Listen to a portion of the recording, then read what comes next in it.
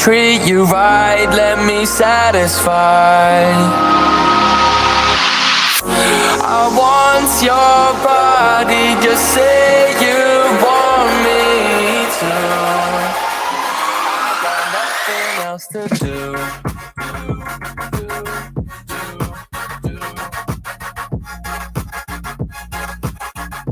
I got nothing else to do.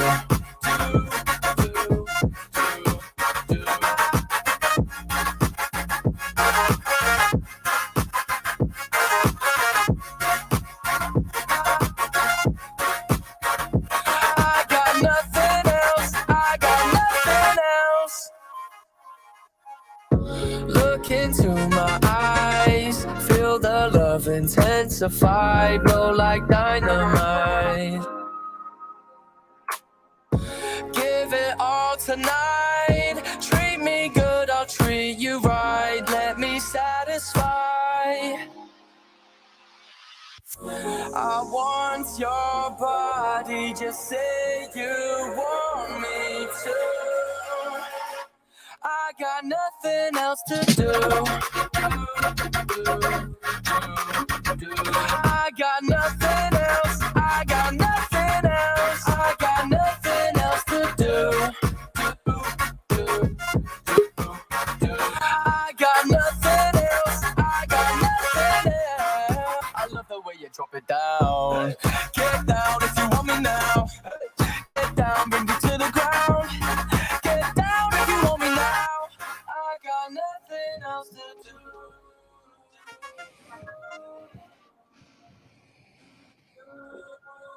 How did we like D23, Cam?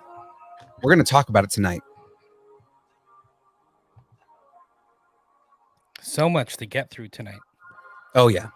Yeah, we've got a lot of crazy news and stuff. And the things. And all of the things.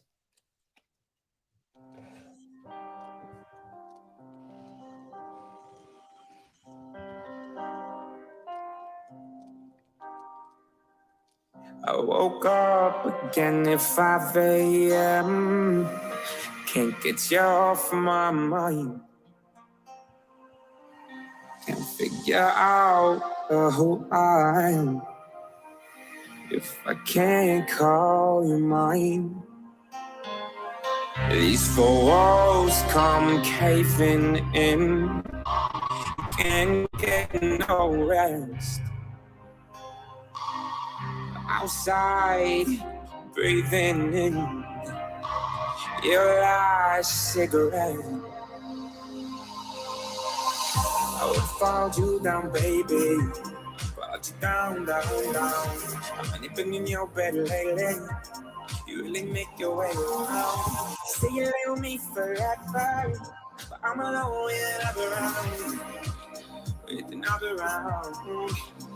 I'm just trying to make last call. If I'm too drunk, I can't call. And ask why you left me for someone else. I'm just trying to make last call.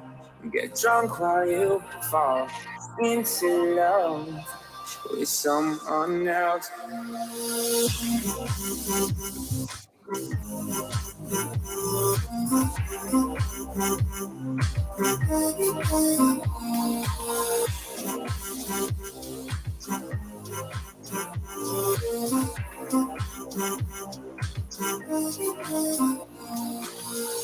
Myself, I don't know where I've been. I taste like ash and wine.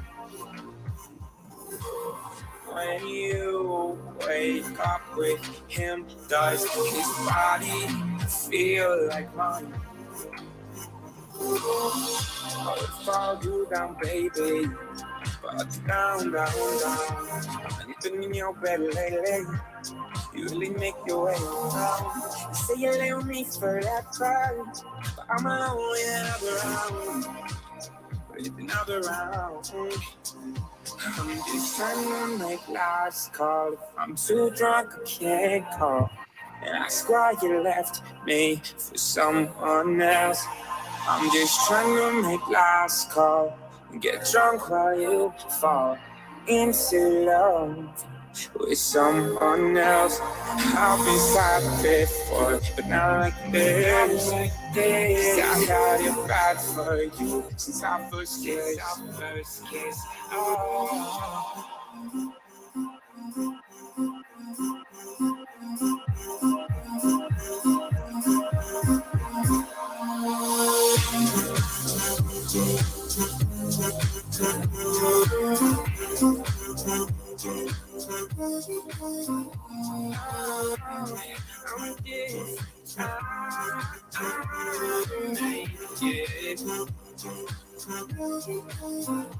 I'll be sad before, but not like this.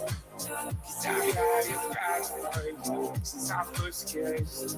Just turn on my last call. I'm too drunk, can't call. That's why you left me for someone else. Someone else.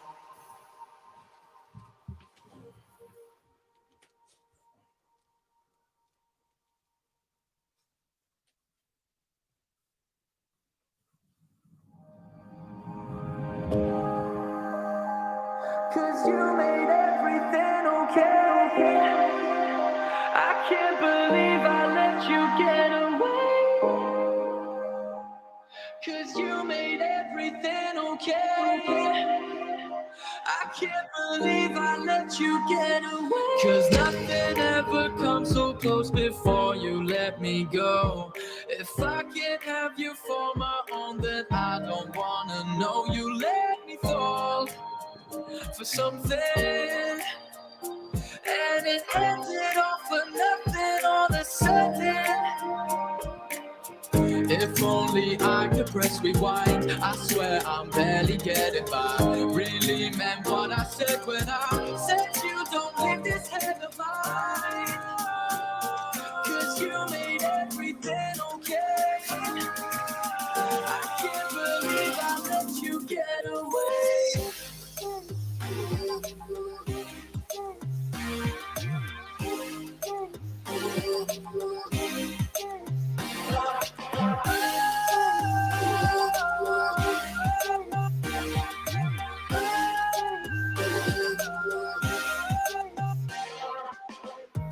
I hate walking in my shoes. It was all a lie I fell for. Don't want nothing I can lose. I'd rather have nothing at all. If only I could press rewind, I swear I'm barely getting by. Really meant what I said when I said you don't leave this head of mine. Cause you made everything okay. I can't believe I let you get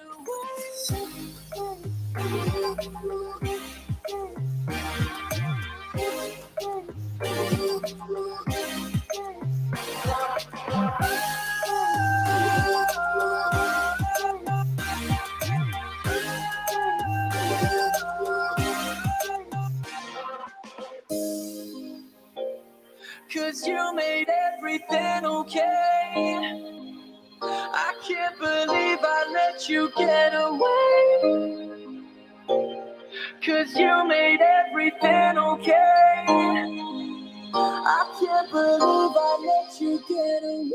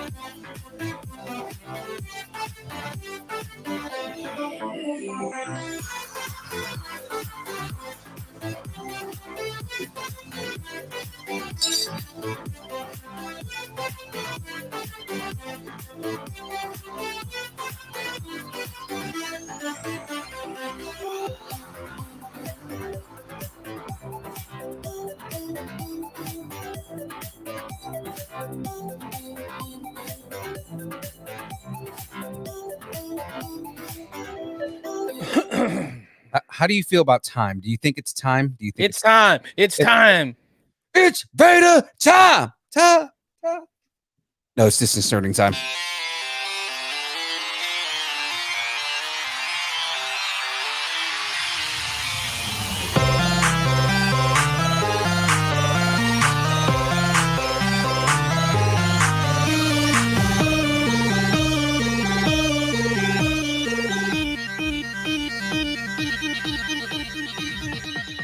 Distance nerding. Hey! Oh! Well, How's it going, everybody? and gentlemen. Oh, that's adorable. Oh, this is courtesy of our boy who's in the chat, Mr. Darren Chibi. Let's create 08 himself. That's a Darren Chibi piece of art? Yeah. That is gorgeous. That he gave to me and not to you. I see that. I'm just putting it out there. Because he likes it better than me. Exactly. How could you? Don't start doing the voice now. Don't start. I'm his favorite, not you. Ladies and gentlemen, you are now watching Distance Nerding. He's jealous young Phil. And he is the silver spoon in his mouth, giving everything Jamez 5000. And we're here to nerd together. We're talking about anything pop culture, movies, food, music, wrestling, Disney, everything, whatever you want to nerd out on.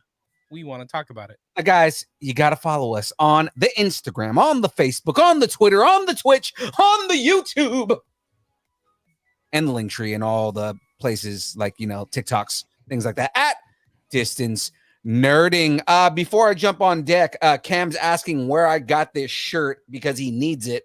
Oh, I know where you got it. You got it from the gun show because look at the guns on this guy. Look, okay, not the armpits. All right. The Target, sir. I found this at the Target. Like recently or like 9 years ago? No, this was in June. Oh, okay. There you go. Literally a week before I went to Mexico, dude. There it is. It's for America, though. Uh-oh. Burke. Maybe that was a 4th of July special. It may have been. It was in it was in June, so it could have been. Just saying. But I'm Cam. sure, Cam, I'm sure you can find this thing on like Amazon or Disney. Someplace. Maybe. I think you're getting his hopes up, and I think he's gonna get let down. I'm trying to help him find it. You know what, Cam? I'm gonna look for it and I'm gonna see if I can find it, and I will send you a link. How's that? Or you're gonna let him down. One of the two. You know what, James? Stop ruining my okay. Guys, this week on deck, we're gonna switch it up a little bit because we're starting rumors. Is the streaming binge about to bulge? Or is it the download? HBO is taking home all the Emmys and they're not sharing any. Apparently not. And guys, the download, the D23 Expo edition. The D in D23 stands for the download. Yeah, I'll go with that. Brian Beller in the champ. Oh my goodness. The champ is here. No, I'm the champ. I'm the champ. I'm the champ. I have the trophy to prove it. I'm the champ. He is not the champ. He's busting that out right there. All right. Oh yeah. Let's go. Well, guys, all that being said, before we do everything, I gotta do one of these. But first, let me get a shout out. Almost got the wrong one there. What do you mean almost? Shout out to Poddex. In fact, this episode is powered by Poddex. Poddex are a unique interview, questions, and episode starting prompts in the palm of your hand. So whether you are a new podcaster or an existing broadcaster looking to grow an audience or get more engagement, you're going to want to check out poddex.com. Use code nerding10, nerding10 for 10% off that purchase, and you can get the subscription to the app. So like Young Phil loves to use his Poddex app. You can get it 10% off the cards, 10% off the merch. I'm surprised that shirt isn't from Poddex. I know, right? Look at that, guys. Look at this. Check it out. We're talking about the app. Look at that. There it is. I'm trying to get my... There's so many new decks. I haven't looked at it in so long. Stop doing that. I'm trying to get the ring lights out of the way. Oh, there you go. Perfect. There's so many decks out there. So whatever genre you want to talk about, whatever subject you want to talk about, go check out Poddex. There may be some interesting decks that you may be like, oh, this is cool. I didn't even think about it. Like our boy Jester G, he has a wrestling deck. So you can have... We should actually do that in our wrestling chat. We should like pose one of his wrestling pod deck questions like once a week. Oh, dude, we should do that. What? Darren's gonna love it. What? Eric is gonna love it. That'd be good. I love it. So anyway, back to it. Poddex.com, nerding10 for 10% off your purchase. Your purchase. Now, guys, you may ask, if Poddex powers the stream, what powers Young Phil? And I have an answer for you, ladies and gentlemen. That is Dubby. Dubby is an emerging brand of energy drinks created to help focus, concentration, reaction time with no jitters or crash. Dubby contains no maltodextrin, no sugar, no fillers, no artificial colors, no dyes. Guys, if you want to find out more about Dubby, all you got to do is go to www.dubby.gg and use the code nerding10 to get 10% off of your delicious purchase. Now, of course, there are six delicious. You know what's funny is I ordered the new flavor yesterday too, so I should be getting that soon. But there are 6 delicious flavors, guys. We've got the Dub Sludge, we've got the Galaxy Grenade, we've got the Dragonade, we've got the Passion Joy Tea, we've got that Beach and Peach. All of those deliciousness flavors, and you can mix and match and put them together. Of course, now we have Monkey Madness. Oh, I love it. Formula, which supposedly tastes like a strawberry banana smoothie. I cannot wait to put this deliciousness in my mouth. Tell them how they can get a discount. Tell them. Guys, like I said, go to w.gg and use the code nerding10 to get 10% off. Cam, I would do Monkey Madness, but I have not received it yet. So, like I said, I just ordered it yesterday, so I'm waiting to get that in the mail.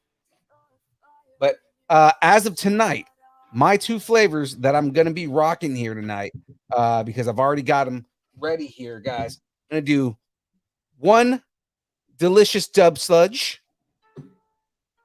and passion joy tea. So I'm going to do a passion fruit apple tea. Sounds fun. Oh, yeah. We'll see. I mean, I have yet to do a flavor combination that wasn't amazing. All right, let's get going. Let's keep it going while Yeah. you're mixing it up, doing a mixology or something over there. So we have a. So You hold on. want- Yeah, I was going to say. So what, You want- James? No. I want you to do it. Tell the Okay. people what we got coming up. We got a Geek Ed update.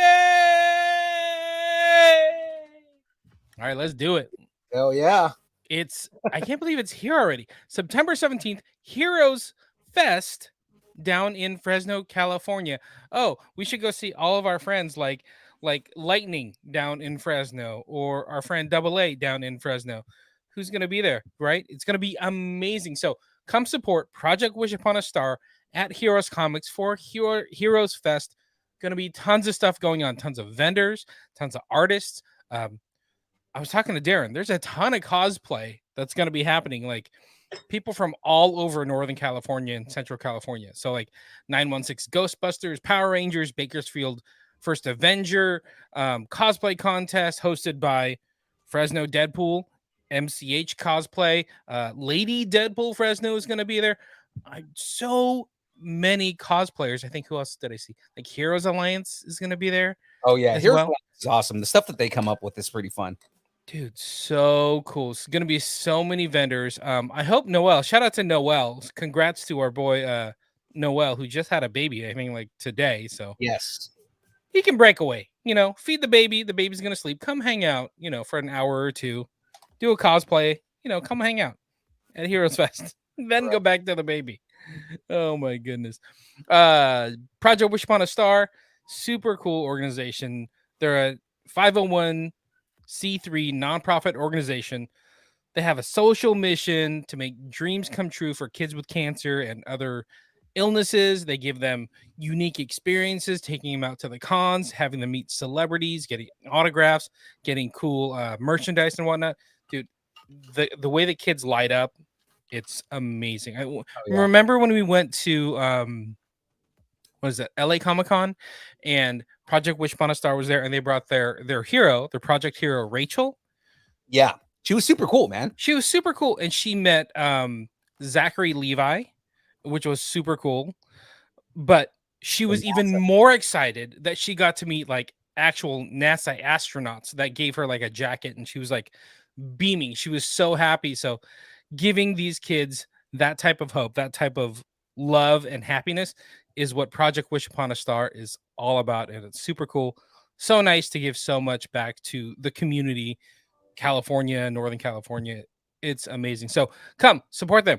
Heroes Fest, September 17th, down in Fresno. Yes, sir. Now, before we jump into the next thing, I got a couple of things to acknowledge here in the chat, right? So Boca is saying that he's here and he wants you to acknowledge him. Boca's here. Acknowledge me. Exactly. Cam is shouting out that Lucharilla's website launches on Friday. Oh, yeah, that's right. I love it. I love it. Right. Steve Jordan. What up, Steve Jordan? Saying, well, I'm just going to chill here on my birthday. So, hey, happy birthday, Steve. Happy birthday to you, sir. Always remember, brother, Rangers lead the way. He made it out of Burning Man alive. I know, right? I love it. Now Boca also said, hey, Phil, it's Jimmy G time. We can talk on the side about the kind of potential of what happened on this last weekend here. Because hey, man, we didn't look bad, even though we didn't win. You didn't look bad, but you didn't look good. I mean, better than the Raiders not looking good ever. So, are you kidding me? Did you see Devontae Adams? Come on, that guy's a monster. By the way, Congrats to Brian Beller and his Rams for, defending that championship that they won with a solid loss. So shout out to the Rams.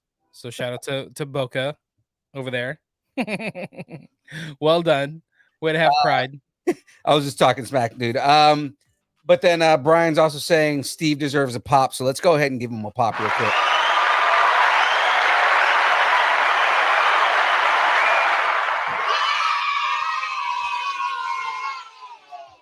Honestly, I see what's happening here.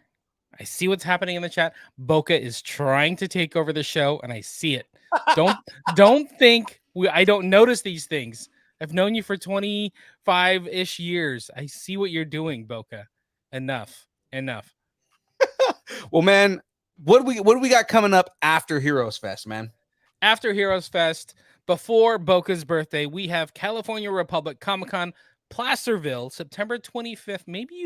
He's busy that weekend because he never wants to hang out. So California Republic Comic-Con Placerville, September 25th. It's going to be amazing. We got some panels being announced. So AJ Buckley from CSI New York, and what is the other one? Navy SEALs? Navy SEALs is the big one that he's a big part of. We'll be interviewing him. We'll be interviewing Mark Oliver, who is the voice of like Thundercracker from Transformers. It's awesome. Right. And like so many other shows. I think it was even, honestly, what's funny is like we have a DVD player in the minivan because that's how we rock it, is a minivan.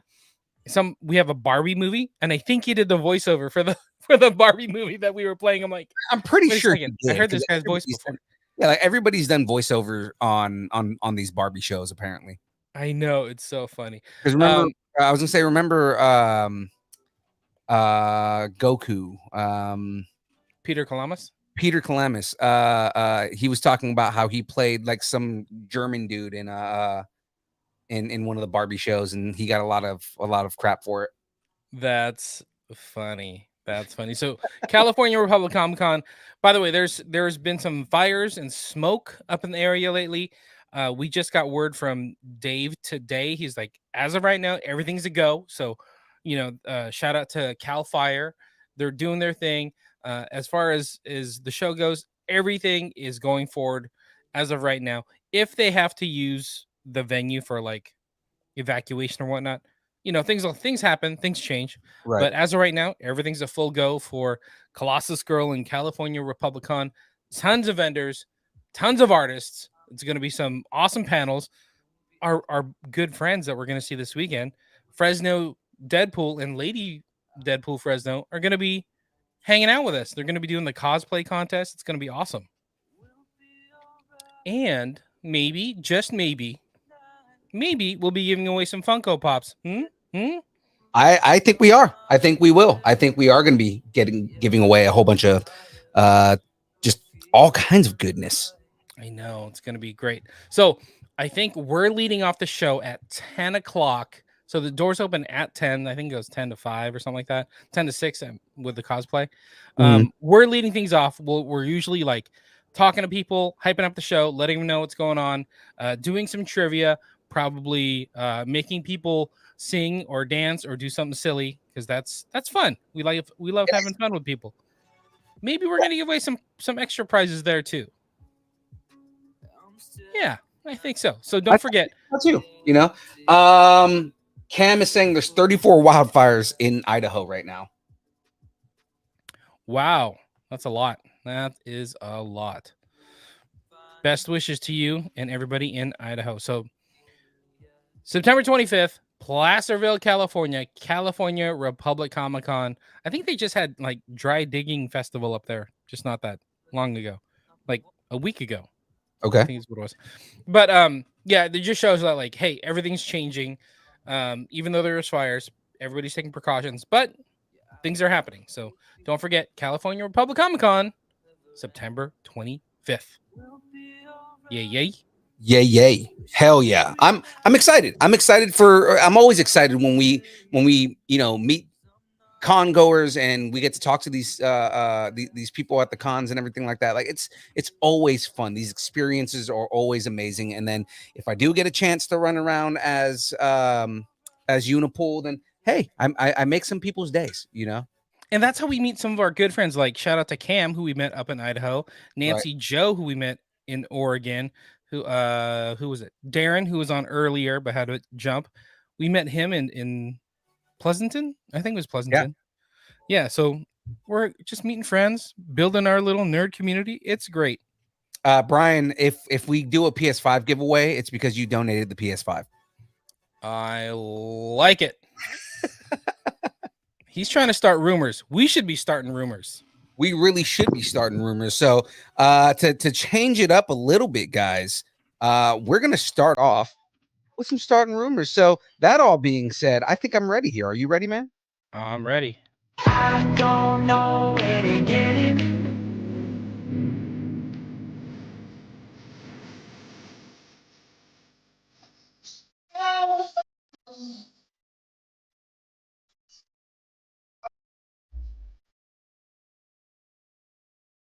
That's Boca's ringtone. It's great. It should be his ringtone. Okay, only got 2 rumors. The first one is Marvel related because Brian Beller, Boca, loves everything Marvel. So Oh yeah, especially all the females, all the female characters. Those are his favorite. it looks like, so speaking of female characters, it looks like Jodie Comer is rumored to be playing Sue Storm in the upcoming Fantastic Four reboot. If you don't know who she is, she's been in like Killing Eve and Free Guy. She was in Free Guy. That's what you know her from. Free Guy. Right. That's what I know her from, is from Free Guy. She's awesome. I like her a lot. Yeah. I would like to see her as Sue Storm. I mean, I think she would make a good Sue Storm just because her character in Free Guy was actually really good, right? So I mean, you know, that all, yeah, just given the character and given what I've seen her play, I think she would kill it as Sue Storm. I'm hoping that John Krasinski is still Reed Richards, but you know, we'll find out.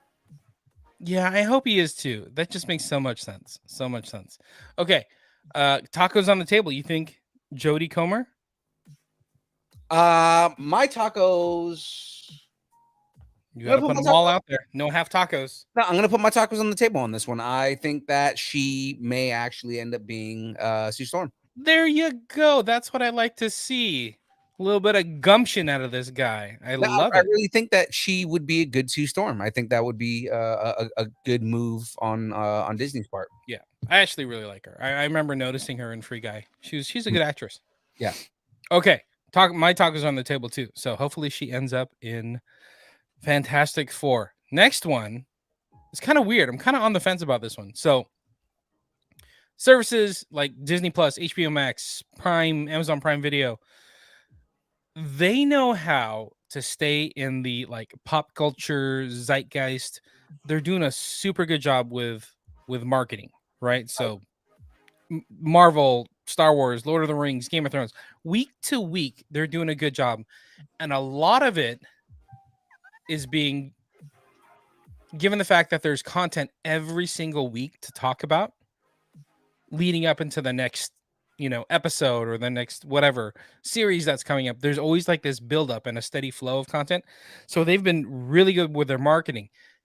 Netflix is looking at this and saying, hey, wait a second. We're dropping 8 episodes of, say Stranger Things. This last season is a little different. We're dropping 8 episodes of Stranger Things all at once. The diehards are binging it overnight and they're loving it. But then a week later, nobody's talking about it. So Netflix, the rumor is Netflix is going to go away from this binge model into something more of a potential week to week scenario. Right. What do you think about that? I see them doing it just because, again, I like the binge model. I've never had a problem with the binge model or anything like that, but I understand it was especially HBO, when they were doing the week to week model with, of course, Game of Thrones and Westworld and everything like that. When they do the week to week model on these shows, they keep relevancy on the show, and you end up having a week to talk about oh, this is what happened in this week's version, this week's episode of House of Dragons, and things like that, or like this is what happened in this week's episode of Westworld, and you keep everything relevant. You know what I mean? Like Disney Plus is doing that too. Like, dude, did you watch She-Hulk this week? Oh my god, like, and you have these conversations, or you get the opposite. You get people who are just like, I hate She-Hulk and this is why, and everything like that. But you keep the conversation going. You know what I mean? And I think Netflix is missing out on that, mainly because they have amazing shows, but you watch it in one day. Like they kind of started hitting it a little more in breaking up their seasons and saying, okay, here's the first half right here, and then 6 weeks later, here goes the second half. Yeah. So Stranger Things is a product of that, where they give the first half of season 4. I forgot, the end of May 27th, actually. And then July 1st, they did the second half of the season. So it's a little bit less bingey, but still kind of bingey. Yeah. Honestly, I think the week to week thing has been legacy from like cable TV, but the way Netflix came out is like, we're going to give you everything. It's going to be awesome. But then we switch over from like streaming or from cable to streaming. But then the other animal is like, wait a second, we have marketing, we have social media that needs constant attention.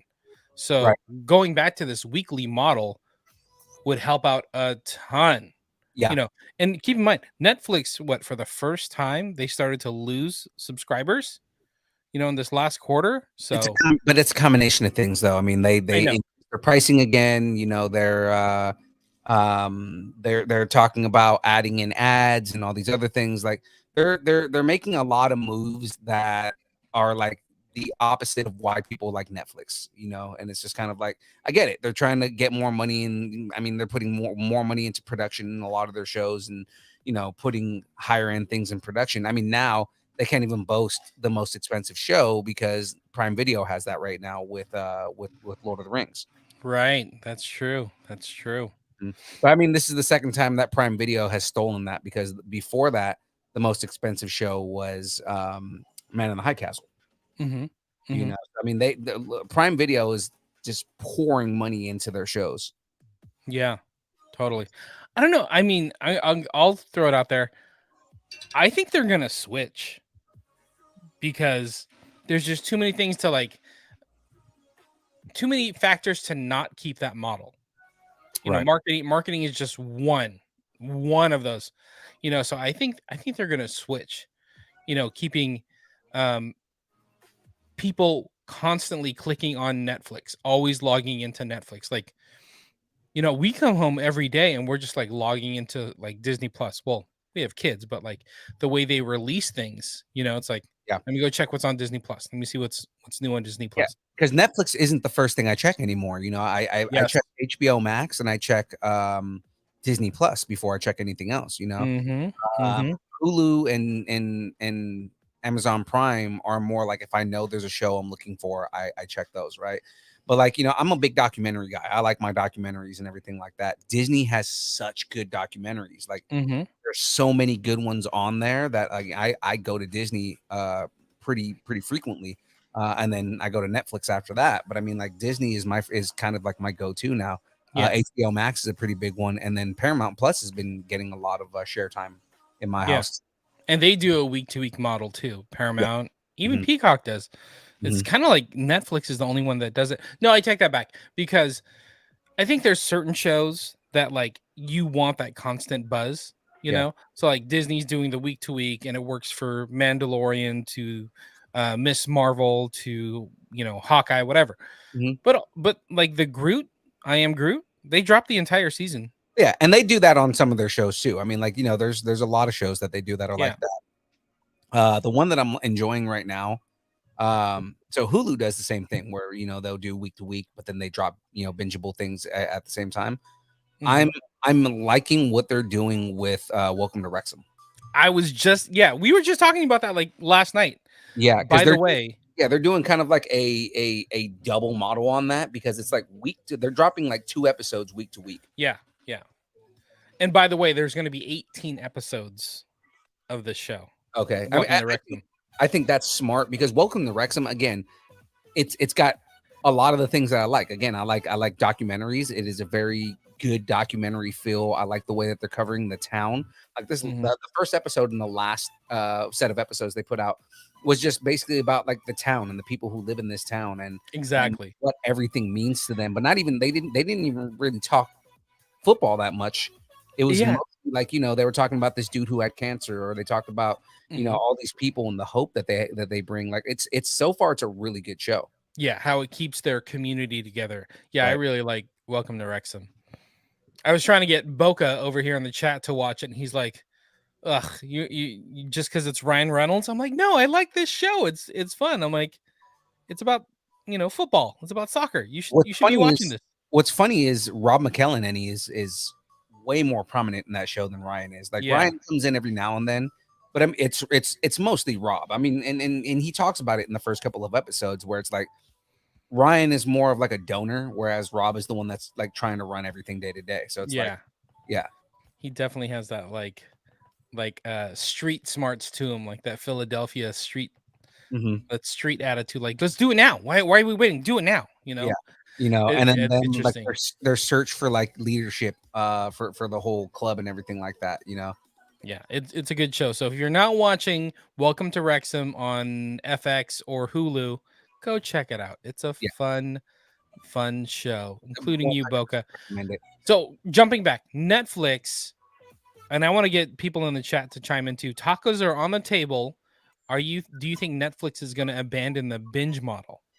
I don't think they're gonna 100% abandon the model, man. I don't think that they're gonna go. I think they're gonna kind of for their big shows, you know, for like, you know, your Ozarks and your Stranger Things and like, you know, the shows that they know that people tune in for. I think they'll go to a week to week for those, but then they're still gonna they drop so many shows that it wouldn't make sense to do a weekly for everything. They're probably going to drop binges for stuff that's just kind of like, okay, well, here's something that people are going to like some of these animated shows that they keep dropping, right? Like they're funny, they're really good. But like, you know, a lot of that stuff is probably going to go, is going to drop all at once. Whereas other things are going to be like that week to week model. For example, like the next season of He-Man Revelation, right, is probably going to be a week to week because love it or hate it, that show had a huge following. So that makes sense to go to a week to week, especially instead of doing like drop the first half, drop the second half, and you have all this negativity about like, okay, well, it was all this and all that, and that was one of the first shows to break up a season. Right. You know, if they do a week to week model with that, then it's like, you know, up to the 5th episode, people are going to be all pissy about it, and then episode 6 drops, and it's like, okay, I'm not as mad about this, you know. You know what? I kind of like the idea of not being able to binge it or doing it in chunks, like the Welcome to Wrexham 2 episodes at a time, because like I like Stranger Things. Cam loves Stranger Things. Right. I could not have a conversation with Cam because he saw the entire thing and I saw like 1.5 episodes. And it's gonna spoil it for you, yeah. Right. And he's like, I want to talk about this. And I'm like, I can't talk about it yet, you know, so it kind of makes sense to kind of temper that a little bit. Right. Cam asked in the chat, didn't they do that with a week to week with Sandman? They didn't. So Sandman was dropped all at once. I binged it within 2 days of it dropping. But a week later, they did drop one extra episode, like a bonus episode. So you're right. That they did not talk about at all. Okay, cool. So tacos on the table. You're saying, well, you know, my tacos are on the table that they are getting rid of the binge model. Peace. See ya. Bye-bye. I don't think they're fully going to get rid of it. So I think it's going to go to kind of what Disney does. Hey, and that's your tacos. You do what you want to do with your tacos. That's what I'm saying. I'm saying my tacos are not on the table because I don't think they're going to fully get rid of it. My tacos are on the table. Okay, let's keep going because we got a lot to get through. So ready to do some download? I'm very much ready to do a little bit of download here. So guys, without further ado, I think it's time for the download. As much as you hate that, James, it's going to be going away soon. So don't worry. I hate it. What is it? You know, it's 290s. It's 290s for me. Anyway, Okay, check out the Distance Norrington post on Facebook. It's our Facebook group for all the news, all the trailers, all the rumors, all the reactions to things happening in the Nerdverse, right? So, Distance Nerdington post on Facebook. Come join, come hang out, come chat with us. It's awesome.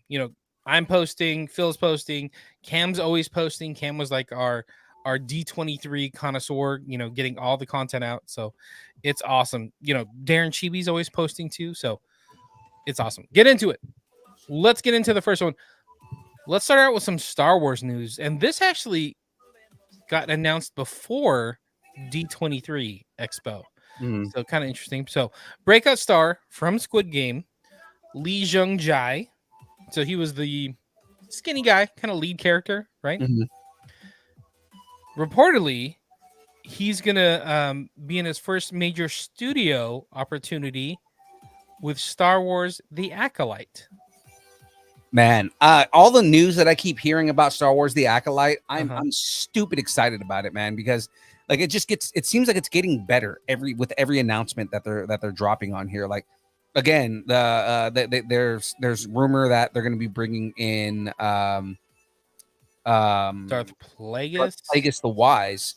But then on top of that, they're saying like right now the rumor is that this is Filoni's way of bringing in characters from Old Republic. That he's going to be sliding characters from Old Republic into this show. Yes, exactly. And that's something that people have been waiting for. I mean, and that's kind of what he's been doing. He's been making what is it called? The extended universe, right? Things that are non-canon, non-canonical. He's bringing the best of the best into canon, right? So it'll be awesome. I'm super excited for the Acolyte. So if you guys don't know much about the Acolyte, it's going to take place 100 years before the events of Phantom Menace. Is it 100 years or 200 years? I think it's 100 years. 200 years is like the High Republic. But I thought this was supposed to take place at like the tail end of the High Republic. So that kind of fits about right, 200 years versus 100 years. Yeah. There you go. So this is about how the Sith start to reemerge and create the Galactic Empire. So I'm super interested in this one. It would make sense that if they're doing that it would make sense for Darth Plagueis to be a part of this. But then also like this would also make sense bringing in those characters from Old Republic, because you like if it's like the Sith have been like pretty much disappeared and gone underground. This is an opportunity for them to talk about the times of Darth Revan and the times of Darth Malak and things like that, and they can talk about bringing the Sith Empire back, and that brings you into Darth Bane and just kind of like all the characters from that timeline. So I mean, like, it's a good opportunity if it's what we think it is, and it's supposed to be like the rise of that underground Sith movement all over again. It would make sense. Yeah, and keep in mind the High Republic. There's like Jedi everywhere, Right. And that's why they call it the High Republic, because it's like the time of the Jedi. But anyway, right. Star Wars Acolyte is coming in early 2024. It's that far away? Damn it. It's all right. There's going to be a ton of stuff. In even more Star Wars news, Lucas has officially cast an actor to take on the role of Ezra Bridger in the Ahsoka series. I'm interested in this one. Live action version of the popular character from Star Wars Rebels. Again, this is Filoni's babies coming to life. Right. Amon Safandi is going to be playing Ezra Bridger. I'm into it. I like it. So I'm not familiar with him, but I have seen him in stuff. Right, and that's what I was going to say is familiarize me with Amon Safandi. So he was in the Robert Rodriguez horror film Red 11. He had a small role in King Richard. Okay. If you just go IMDb him, how do you pronounce his Iman Safandi? Esfandi. He's also appeared in the upcoming military drama, The Inspection. I don't know what that's going to be on, if that's in theaters or not. But like, because I King Richard I haven't seen yet. Red 11, Never heard of it, even though Robert Rodriguez usually has, pretty splash for most of his films, and I don't know too much about that one. And I haven't heard about The Inspection. So I mean, like, I'm gonna have to look some of these things up just to kind of see what his acting style is like, to see if like he just kind of in my mind, like he definitely looked like, if you look at the picture that's on screen right now, he looks a lot like Ezra Bridger. Like, Yeah, that's there's nothing that says that he doesn't, right? Again, the only other person that I felt would have been good for him was he played Aladdin. Oh, I know who you're talking about. I Yeah. don't know his name off the top of my head. But and he was trying to be Ezra Bridger. Obviously, he didn't get the part, but yeah, I mean, I want to, I can't wait to see him as Ezra and see how he does the role. But I mean, again, Mena Massoud. Mena Massoud, that's who I was thinking of, man. Mena Massoud, like, he looks dead on Ezra Bridger. But I mean, I'm not opposed to him playing Ezra Bridger. I'm just, they don't. I'm glad you're not opposed. I'll share that with Dave Filoni. I mean, that's really nice of you. And I was gonna say, Filoni has never made a misstep as far as the way that I see his casting going. So I mean, if they picked him over Mena Massoud, then there must be a good reason for it. Yeah, so. yeah, exactly. And maybe they want a little bit older, because Mena Massoud, he looks young. He looks super young. So maybe they want somebody that's a little bit older, a little bit more. I don't want to say weathered, but just aged. Anyway, and that would make sense. So I do have a synopsis. Synopsis. The story follows Ahsoka Tano and Sabine Wren as they hunt for Grand Admiral Thrawn in hopes that they will lead them to find their lost Ezra Bridger, the young Jedi who disappeared with Thrawn many, many years ago. Dude, I'm so excited for this. Ahsoka is set to snips its way onto Disney Plus 2023. Oh God, that's a good one. It snips its way Snips its to. way. I like that. That's a good one. I'm gonna give you the clap for that.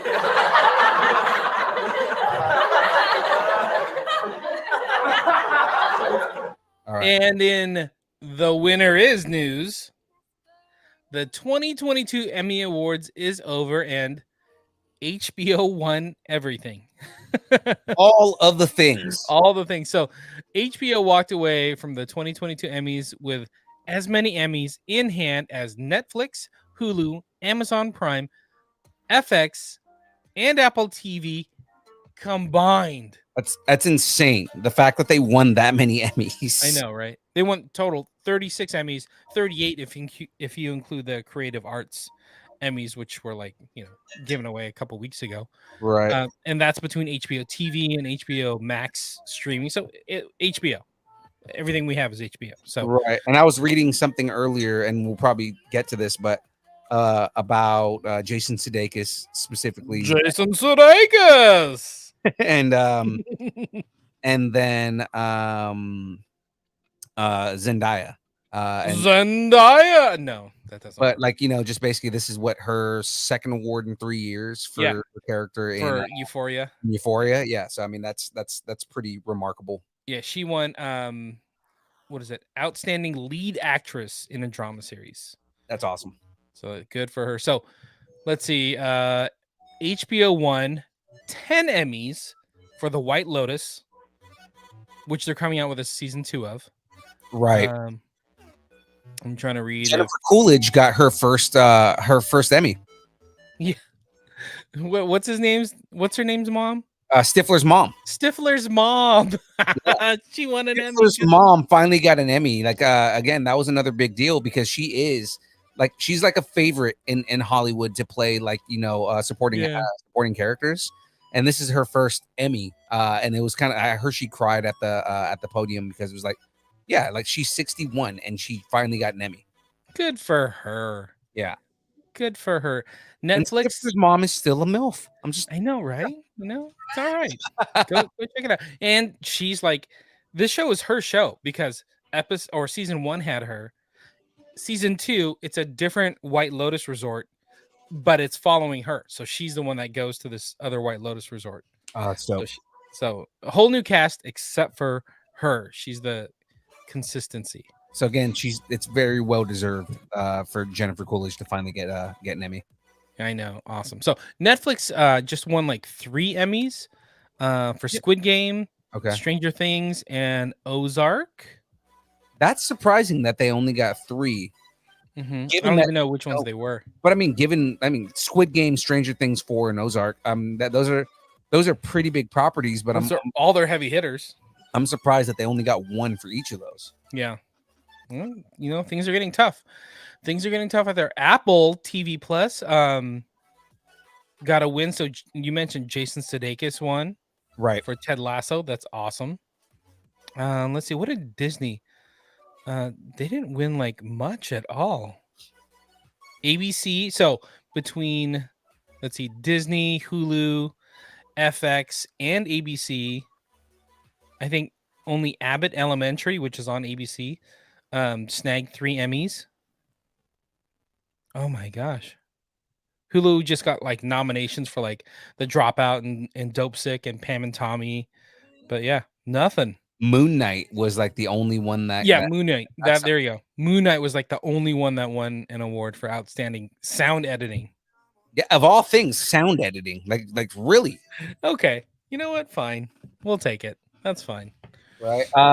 Cam in the chat saying Nathan Lane finally got an Emmy. Again, that's a huge deal. Yeah. I wonder how far away from an EGOT he is.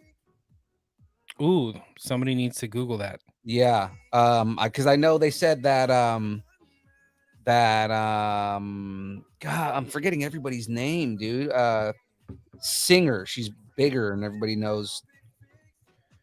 Adele? No. Jennifer Hudson? No, but she's famous for being bigger, and she's all about it. I'm trying to remember her name. In a minute, I'm gonna need a sentimental. That You look it up. I'm looking up Nathan Lane's EGOT. Come on, I only have so many screens up at one time. Anyway. So that's Emmys. I mean, there wasn't a ton of like other news besides that came out of the Emmys.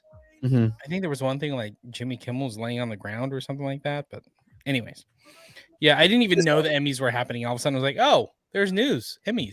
Okay. Lizzo. Apparently, Lizzo is like 1 award away from an EGOT. Oh, really? Yeah, because she's got a Grammy. I think she just needs an Oscar. Gotcha. Okay, let's keep going. Let's keep going. You're getting hung up. You're getting pulled in different directions. Okay. Stop. Sorry. Okay. In I think I'm cute.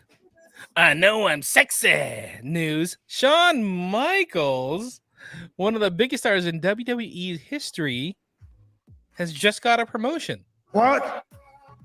So Triple H, we all love Triple H.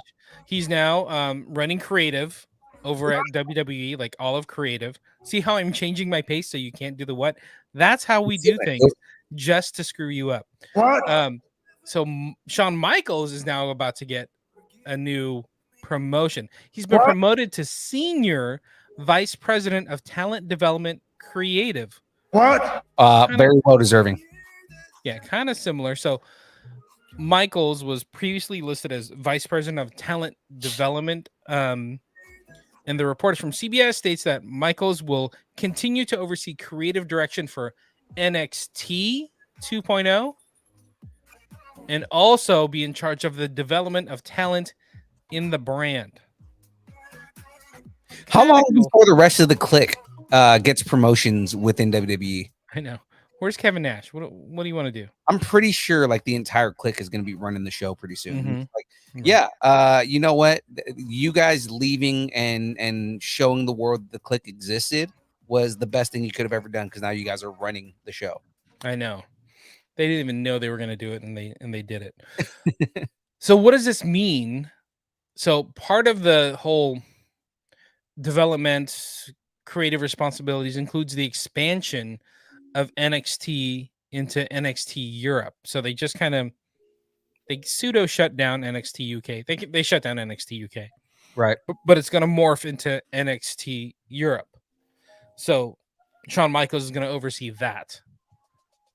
Kind of Right. cool. And I All mean, right. he's I would assume that he's, you know, he would be good for talent acquisition, for talent scouting, for talent relations and development and everything like that. Because I mean, the dude, I mean, he has changed over the years, because he used to be very self-centered. He used to be someone in the locker room that they would say, you know, was not the greatest person to be around. And I know that he's talked a lot about, you know, having to change the way that he is for the better.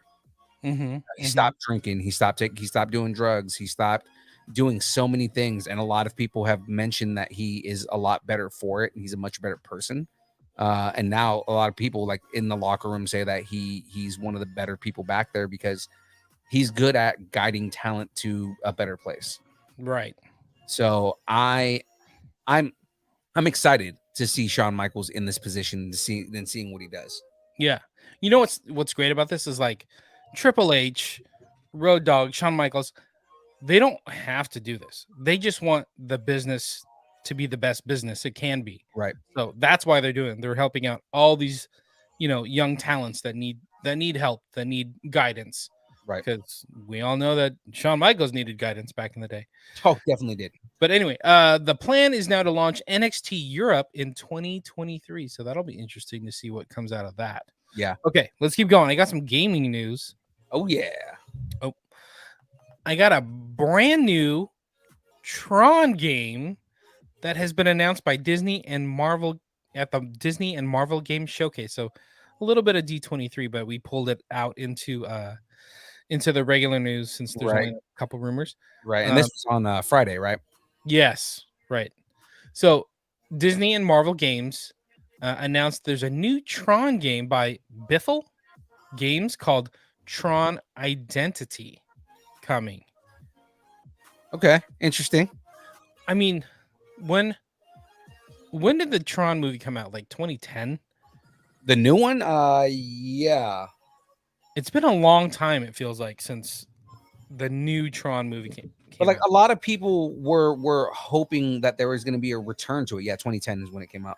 That there was going to be a return to it, because it's like, you know, the world felt a lot more kind of immersive, even though like a lot of people, like there was a lot of people who didn't like Tron Legacy. I personally thought Tron Legacy was a great movie. Yeah. But And like, a great soundtrack. oh god, the soundtrack was amazing, dude. Did you hear the remix album? Yeah. Yeah, like that's my favorite one, is to listen to the remix album, because like all those house artists that went and remixed a whole bunch of their songs, super awesome. But I mean, like not to go too far off of that. Again, there's been a lot of people who have been wanting to see more in that world. So the most immersive way to get into that is easily doing a game, you know, because I mean, that's what they did in the 80s, right? When they did the first Tron movie, they did a Tron game. You know, and you can play like the light cycles and Oh, the everything like that. joystick. I remember that. Oh yeah. So I mean, like to do a game where you can actually go into the grid is also super interesting. I just wonder what kind of game it's going to be. Like, is it going to be an open world game? Is it going to be a closed circuit game? You know, like that's kind of like where my curiosity and all this is at. Well, I do have a Tronopsis. Tronopsis synopsis. The new game is a visual novel set within the Tron universe in an all new grid. Ugh. Since it's a visual novel, decisions are key and will drastically change the events of the story, opening the game up to multiple endings. It also sounds like there won't be the only Tron game coming, as director Mike Bithell noted that this was the first collab between his studio and Disney on Tron. So he kind of let a little bit out of the bag that there may be more Tron coming. So Tron Identity will light up the grid sometime in 2023. Awesome, man. Again, you know, I'm curious if it's going to be an open world, just because it would be cool to travel around the grid, you know, and just kind of like get on light cycles. And what was that? I don't remember what the off-road vehicle in Tron Legacy was, but like, oh, I don't remember. Yeah, the remember the one that he jumped in, and then like you know, Uh-huh. like flying like those light planes and all that kind of stuff. Like there's a lot of like cool stuff you can do. I just hope it's not one of those games where it's super linear and it's super, like, the next level is flying the planes and then the next level is this, because then you lose a lot of like the fun exploration within the game. Right. Open world games lately, especially that, because it gives you a chance to say, okay, I'm bored with this. Let me go fly this light plane, or let me go fly this, or do this and go fight in the arena and go in the games and stuff like that. Like that would be super cool to like be able to choose what you do in this world, but then, or like make it kind of like a stealthy game, like almost how for those of you that have been watching me play Cyberpunk 2077, like think Tron, like Cyberpunk, but within the Tron world. That'd be pretty cool. Interesting. Cam's chiming in. Says a Tron VR game would be cool. I totally agree. He says they might be releasing the game when Tron Coaster opens in Disney World. Oh, that's a good point. So where's it right now? Like Hong Kong or something like that? No, it's in Shanghai, but I mean like the Tron ride is in Shanghai right now because they said it didn't make sense for them to do Space Mountain in Shanghai, because it was like, the city is like already the city of the future. Yeah, exactly. You do something like Space Mountain and it's like, okay, well, this is nothing new for them. So that's why they did the Tron ride, because it was completely different and something that was completely off the wall. And it was so popular that now they're building it in at Disney World. You know what I like about this? Tron Identity is coming out 2023. It's not like, hey, we're announcing this and it's going to come out in 2029, with some of these game announcements. So it's cool that it's coming next year. I'm hoping that means that it's already been in development and they're Yeah. already like working on it, because again, I talk about crunch culture all the time. Yeah. If it has to get pushed back, I won't be upset, because I want this to be a game that, I'm like, oh my God, I have to go play Tron. You know what I mean? And think about it. This is Disney. So it's all about the marketing push. So if it's 2023, that means they've been working on it for a while and they're going to have it come out in 2023. Right. Good for you, Disney. Let's do it. Speaking of Disney gaming news, Marvel has announced a new collaboration with Niantic. Right. Who makes the Pokemon Go game, which I still play. Feels like daily, So at D23, Marvel and Niantic announced Marvel World of Heroes, a new mobile app game that leverages Niantic's augmented reality technology. Dude, so Pokemon Go is an awesome game. Have you played Wizards Unite? Is that the Harry Potter one? It's the Harry Potter one. No, I have not. So that one's fun too, because you can like, do spells and stuff like that. Right. Mm-hmm. And like basically you're capturing like creatures, or you're like, casting spells on like, hexes and stuff. It's pretty cool, like the way that they have it set up. It's basically Pokemon Go, but just, it's Harry Potter skin on top of it, and it makes a lot of sense. Got it. This, I'm excited to see what they're gonna do with this, because you're supposed to be able to like run into your favorite heroes from the Marvel universe. So gameplay will involve players creating their own superhero identity and patrolling their neighborhood to foil crimes and complete missions. Eventually, players can team up with heroes like Spider-Man, Wolverine, Captain America, and other heroes to stop supervillains. Wait a minute, I gotta ask you something. Yes. Was that a Marvelopsis synopsis? I mean, yeah, it definitely was a Marvelopsis. Marvelopsis synopsis. Marvel World of Heroes is slated for a 2023 release on iOS and Android. That's what I'm talking about. Thank you, Disney. That's going to be right around the corner. Boom. It's going to be super fun, man. Exactly. Okay. Last bit of news before we get into actual D23 news. And this one is Cyberpunk 2077 news. Which you were just playing, right? Yeah. Now this one right here is kind of a big deal because of the announcement they made. What we talked about it last week or the week before about how their next gen or their next update is only going to be on next gen. Mm-hmm. So mhm. purchasers of the limited edition Cyberpunk 2077 Xbox One X console bundle will be receiving a partial refund for their purchase. Right. So the story behind it, CD Projekt Red fans purchased a special edition Cyberpunk console system, right? Right. And then the game didn't release on time. It was pushed back. It's sort of evolved, right? Mm-hmm. So now what is happening is that they've said, hey, we're only going to be building this game for, what is it called, next gen? For next gen console. So your Xbox Series X, your Xbox Series S, your PS5s, of course, like, PCs and things like that. So the Xbox One X is not a next gen console, Mm-hmm. even though it's all wrapped in Cyberpunk 2077 look and feel. You just can't play Cyberpunk 2077 going into the future. Or at least you can't play the DLC. Like, yeah, exactly. This, and just to give you guys some context and what's happening and why they're doing what they're doing, essentially, you keep talking. Give me 1 sec. Yeah, essentially what happened was CD Projekt Red and Xbox did a bundle pack that had you guys can see on the screen right here. It had a custom Xbox One X and then Xbox custom controller with the game, and promises that you would also get the DLCs in the future. So that would say, every DLC that comes out for the game, you're gonna get those for free. Like, basically, if you got the special edition. What ended up happening is they just announced last week that the DLC is going to be next gen only, because next gen systems are the only systems that can handle it, and because of that, they basically they lied about their promise that you can't download the DLC for this console that you bought.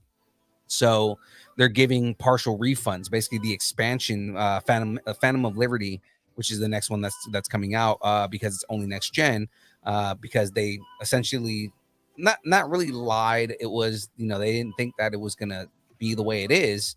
They're giving people a refund because it's messed up not to. At least they're giving you that, because a lot of companies would have just been like, oh yeah, well, you guys are screwed. Oh well, Yeah. You paid money already, and we're not doing anything, right? Like, CD Projekt Red.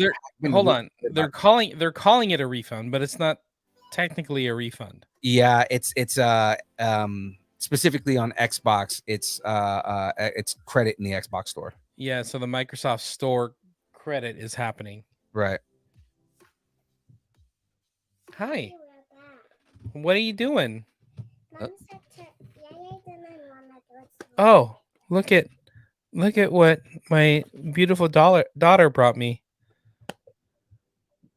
My goodness. Is that a Mexican pizza? Is it the Mexican pizza? Ah! Over here with the Mexican pizza. Oh my goodness. How great For all is of our audio listeners, James just busted out a Mexican pizza on screen. That's great.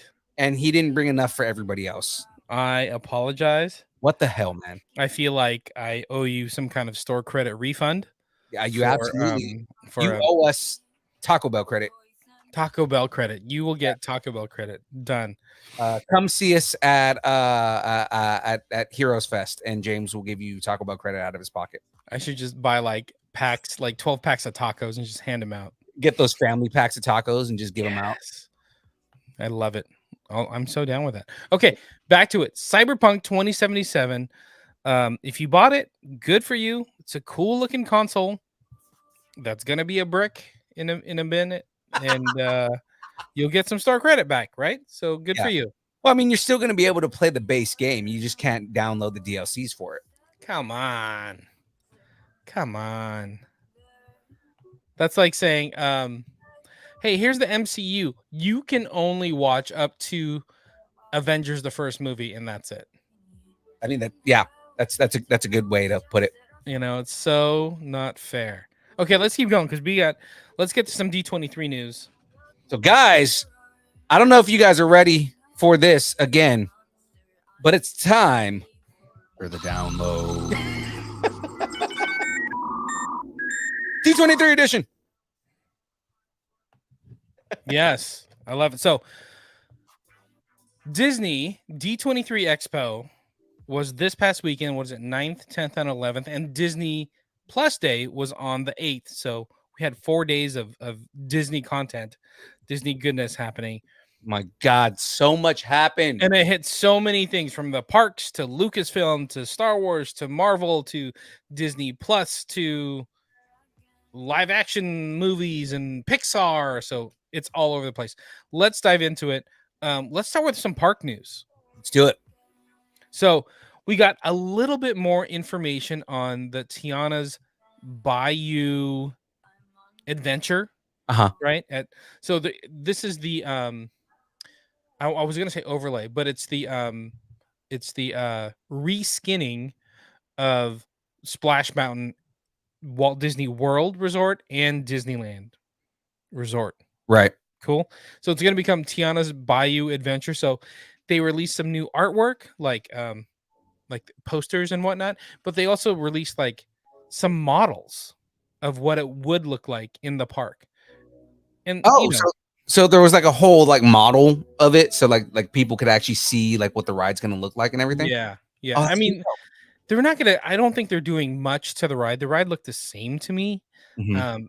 I mean, they're not gonna move rails and whatnot and all that business. So it's probably just gonna be a reskinning, but it looks pretty cool.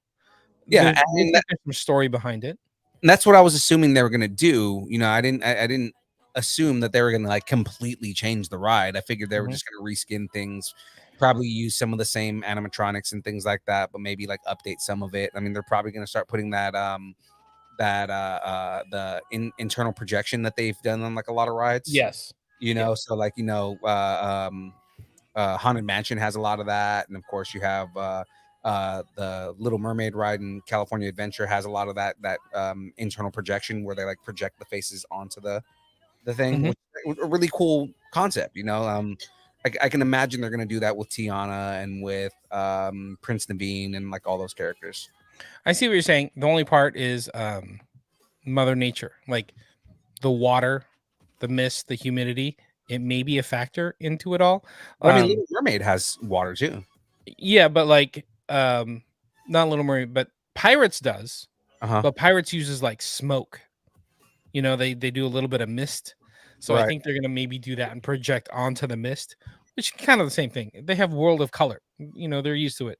But I guess they're bringing back a lot of the original cast to do some voiceover work. So it's gonna tell a whole new story of Tiana. So it's kind of cool. And they announced that it will be coming to both Disneyland and Disney World late 2024.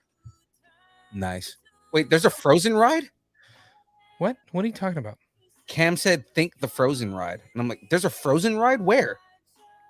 I think it's one of the I forgot where it is now. I can't think of it. Let's run through some of this because at Disney World, apparently. Oh yeah, that's where it is. They're going to be doing some transformation of Epcot. I've never been to Epcot. I haven't either. I've never been to Disney World, and that's kind of our next big trip that we're going to try and do next year. I guess it's pretty huge. I mean, Disney World is huge, but like Epcot is going to have like a multi-year transformation.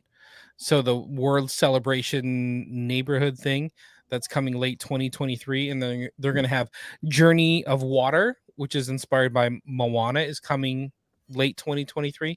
Oh, that'll be cool. And a ton of stuff coming. And then over at Magic Kingdom, the Tron Light Cycle ride that Cam was mentioning is coming spring of 2023. So really, we could be like 6 months away from the Tron ride here in the States. They've been building that thing for like the last 2 years, man. So I mean, I'm excited to see that coming up. Like I'm hoping that when we plan this trip to Disney World, that it's, you know, it'll be there. Yeah, that would be cool. What else is happening?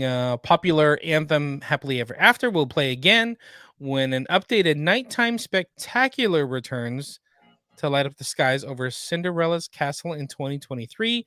Also, Haunted Mansion, the Hatbox Ghost will materialize in 2023. That's right. The Hackbox Ghost is not at Disney World, right? He's only at Disneyland. Yeah, Yeah. which is weird. Like, out of all the characters, like, okay. And he's the most famous character out of all of them. So it's like, Yeah, exactly. All right, so moving on. Disney Cruise Line announced that the 6th ship in the cruise line fleet, the Disney Treasure, will set sail in 2024. These boats look huge. are they And bigger than the ones that they already have? I assume so. I Okay. assume they just go bigger every single time. But check this out. They're doing all Here's about kinds. Titanic.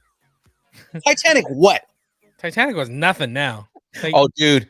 If the Queen Mary was like was like twice the size of the Titanic. right. You know, some of those Suburbans are like the size of the Titanic. Don't worry about it.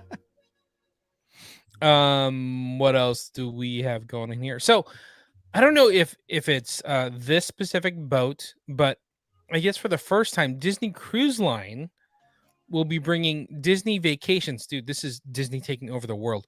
Disney Vacations to families and fans in Australia and New Zealand. I saw that. Yeah, so that's interesting that they're going to be going to Australia and New Zealand for the first time. Mm-hmm. Including, oh, here it is. So they're going to be repositioning the Disney Wonder in the South Pacific. So that will take people to like Fiji and Samoa. How cool is that? And then in the Bahamas, they're building a new island called Lighthouse Point. They're building an island? They're building an island. I mean, hey, they built Disney World. I mean, that was all like swamps and marshes before. So They aren't the first company in the world to try and build an island. Right? Why not build an island? Do it. Nobody's done it successfully is the question. So I mean, like, I'm gonna see if they're building an island, like, you know, see what Disney engineers do. Isn't like Dubai pretty much an island or something like that? Something I like don't know. that. That's mostly landfill. Anyway, so Lighthouse Point, which will bring the natural beauty and rich culture of the Bahamas to life for the Disney Cruise Line. And check this out. The Disney Cruise Line boat, I don't know which one it's called, but it'll be powered 90% through solar energy. Oh, that's dope. That is kind of interesting. That is pretty cool, actually. Pushing that technology. Speaking of Frozen, so I mean, Frozen's huge, but there's going to be three new Frozen themed land highlights, expansions in Disney parks around the world. Right. 3. So Hong Kong Disney, Disney Paris, and Tokyo Disney are all getting some kind of Frozen attraction, Frozen land, Frozen show, nonstop, dude. It's nuts. As far as what I can tell from everything that I've seen on Hong Kong Disney needs that kind of, like, you know, something that sets them apart from some of the other parts, because it was pretty much they built it after Disneyland, because they were just like, we want the same exact thing here, and then, you know, after they saw what was happening everywhere else, they're like, well, damn, we got skimped. Yeah, that was the wrong move. They thought they'd just like pick up and lift and shift. Because like Tokyo Disneyland. Disney got like really cool stuff, you know, because they wanted the same thing. They wanted just they wanted it to be the same exact thing as Disneyland, and then they got Disney Sea, and then they got, you know, kind of like all the other things that they added on there. Shanghai is like probably one of the coolest parks in the entire world, though. I dig it. Let's see. They also announced Disney 100 Years of Wonder, which it's not like an actual ride or something. It's more like an event. It's like an event that's happening. There's going to be special food, new decor, beverages, character experiences all around the world in all the different parks, which is kind of cool. So it's like we may see characters we've never seen at Disneyland appear at Disneyland. Like, I'm like, yeah, do that. I want to see that. If you give me like some limited experiences with some characters, I'm like, yeah, that'll get me to Disneyland. That'll get me to California Adventure. I'm down. It's a trip that Disney's been around for 100 years at this point. Yeah. Well, I think it's not Disney, not Disneyland, but No, but Disney. Disney as a company has been around for 100 years. Like it's crazy. Disney the dude has been around. And then his head's still somewhere frozen. Frozen. Yeah. I guess they're gonna do 2 new nighttime spectaculars, World of Color. One of the One is what it's called. what is it? World of Color 1. One? Yeah. Oh, I didn't. Okay. That's what's supposed to like differentiate it from regular World of Colors. Just World of Color -1. -1 new fireworks show Wondrous Journeys will kick off in late January at the Disneyland Resort. World of Color 1 at Disney California Adventure will celebrate the storytelling legacy started by Walt a century ago. All right, cool. Give me new stuff.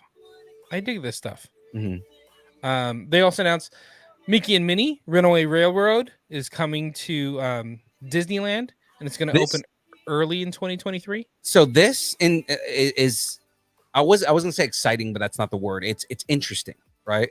Because they're saying that this is the most immersive cartoon world that they've ever created. Yeah. They're saying like it's supposed to be very inclusive, but it's also supposed to make you feel like you're actually in a cartoon. So I'm interested in seeing what they're gonna do with this. I think I pulled a picture. I don't remember now of what it looks like. Can I share my screen? Yeah. You should still be able to just hit share and Share. Share screen. Chrome tab. Yeah, I'll pull this down for now. Share. Boom. Yeah, Look at that. It's all black light and neon. I love it. Like that looks crazy, man. Mm-hmm. And this is supposed to be in Toontown, right? Yeah. So it's taken over a big chunk of Toontown, which is good. Like Toontown, it's time. Toontown's needed a revamp for a long time, and I know they were talking about getting rid of Toontown altogether. So them doing a revamp is should be just as good. Yeah, I'm down with that. I am down with that. Let's keep going. Sorry, gotta switch over here. Mickey's Runaway Railroad opening 2023. Ooh, I know what I can do. Big Hero 6. This what I think is super cool. This is actually, I don't know why they didn't do this earlier. So Big Hero 6 is coming to California Adventure. Right. So they're supposed to be turning Pacific Wharf into San Francisco, right? San Francisco. Yes, it makes so much sense. Why did they do this before? That's so awesome that they're doing this. Yeah.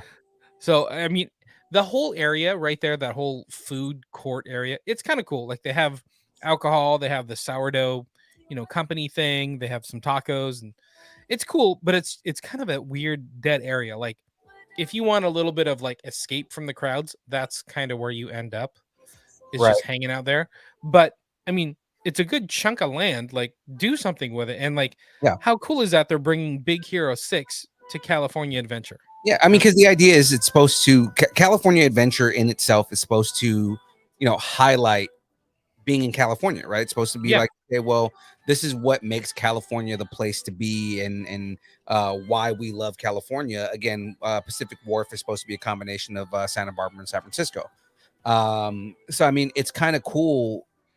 I mean, it makes sense to turn it into San Francisco because now you have something that's still predominantly California, but is centered more set around like the Disney version of it, right? Which is cool because I mean, again, they have completely made San Francisco their own thing, even though it's a Marvel thing.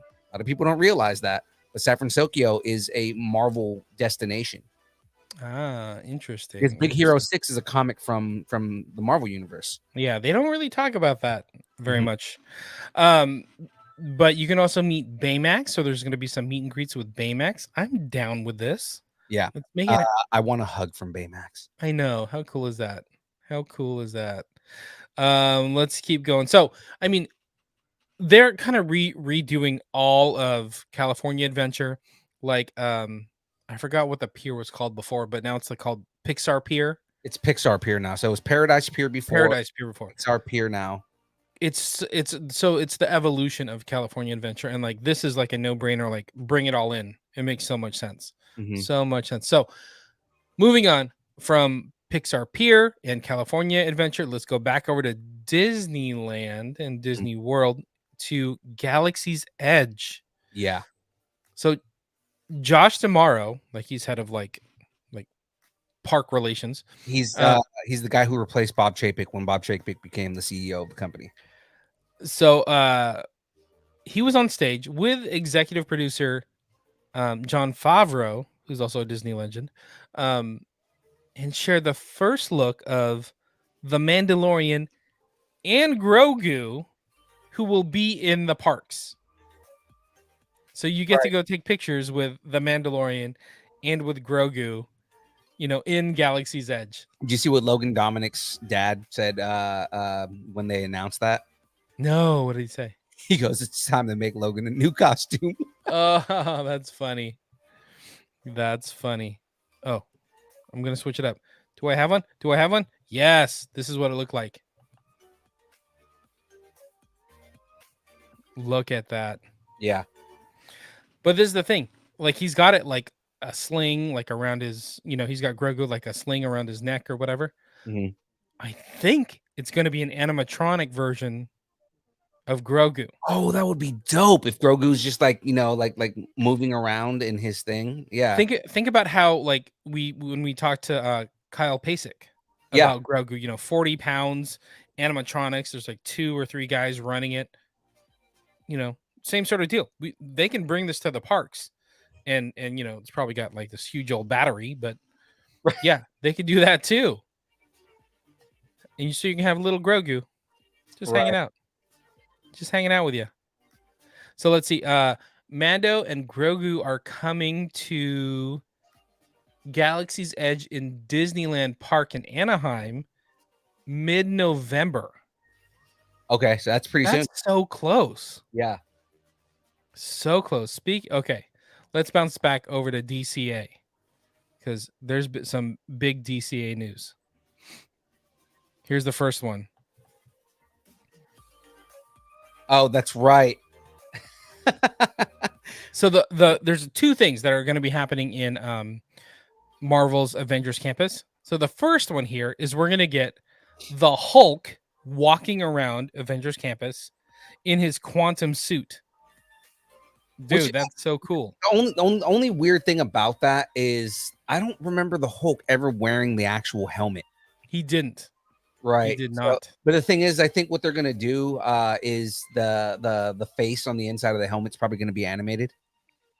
It's probably gonna be it's probably not even just animated, it's probably gonna be some sort of TV screen where they don't even have to like do animatronics within it. It's probably just gonna be a big TV screen. That's what I was saying. Like it's probably gonna be some type of animation on the inside of the screen on the inside of the face. Kind of how they have like some of those posters that like people can interact with. Mm-hmm. Right. I'm sure it's going to be like something similar to that where like he can actually look at you and, kind of like move around and stuff like that. Look how big that thing is, though. That's like 10 feet tall. He's huge. There's like one person on stilts inside that thing. Yeah, I know. I mean, that's cosplay on a whole new level. Yeah. Like we've seen some amazing cosplays, but like that's cosplay on a whole new level. Like I forgot his name. It's like Hummin R2 or something like that on Instagram. He does amazing like Hulk cosplays or like the R2D2 mech droid was super cool, Yeah, he's been all over the place again. I've seen him a couple times though, where like he's got the head that moves and everything, and it's R2D2. I think it's really cool.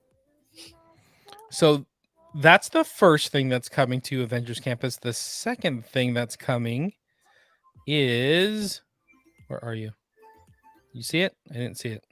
No, I don't see him yet. It'd be nice if this stayed in order, but it didn't.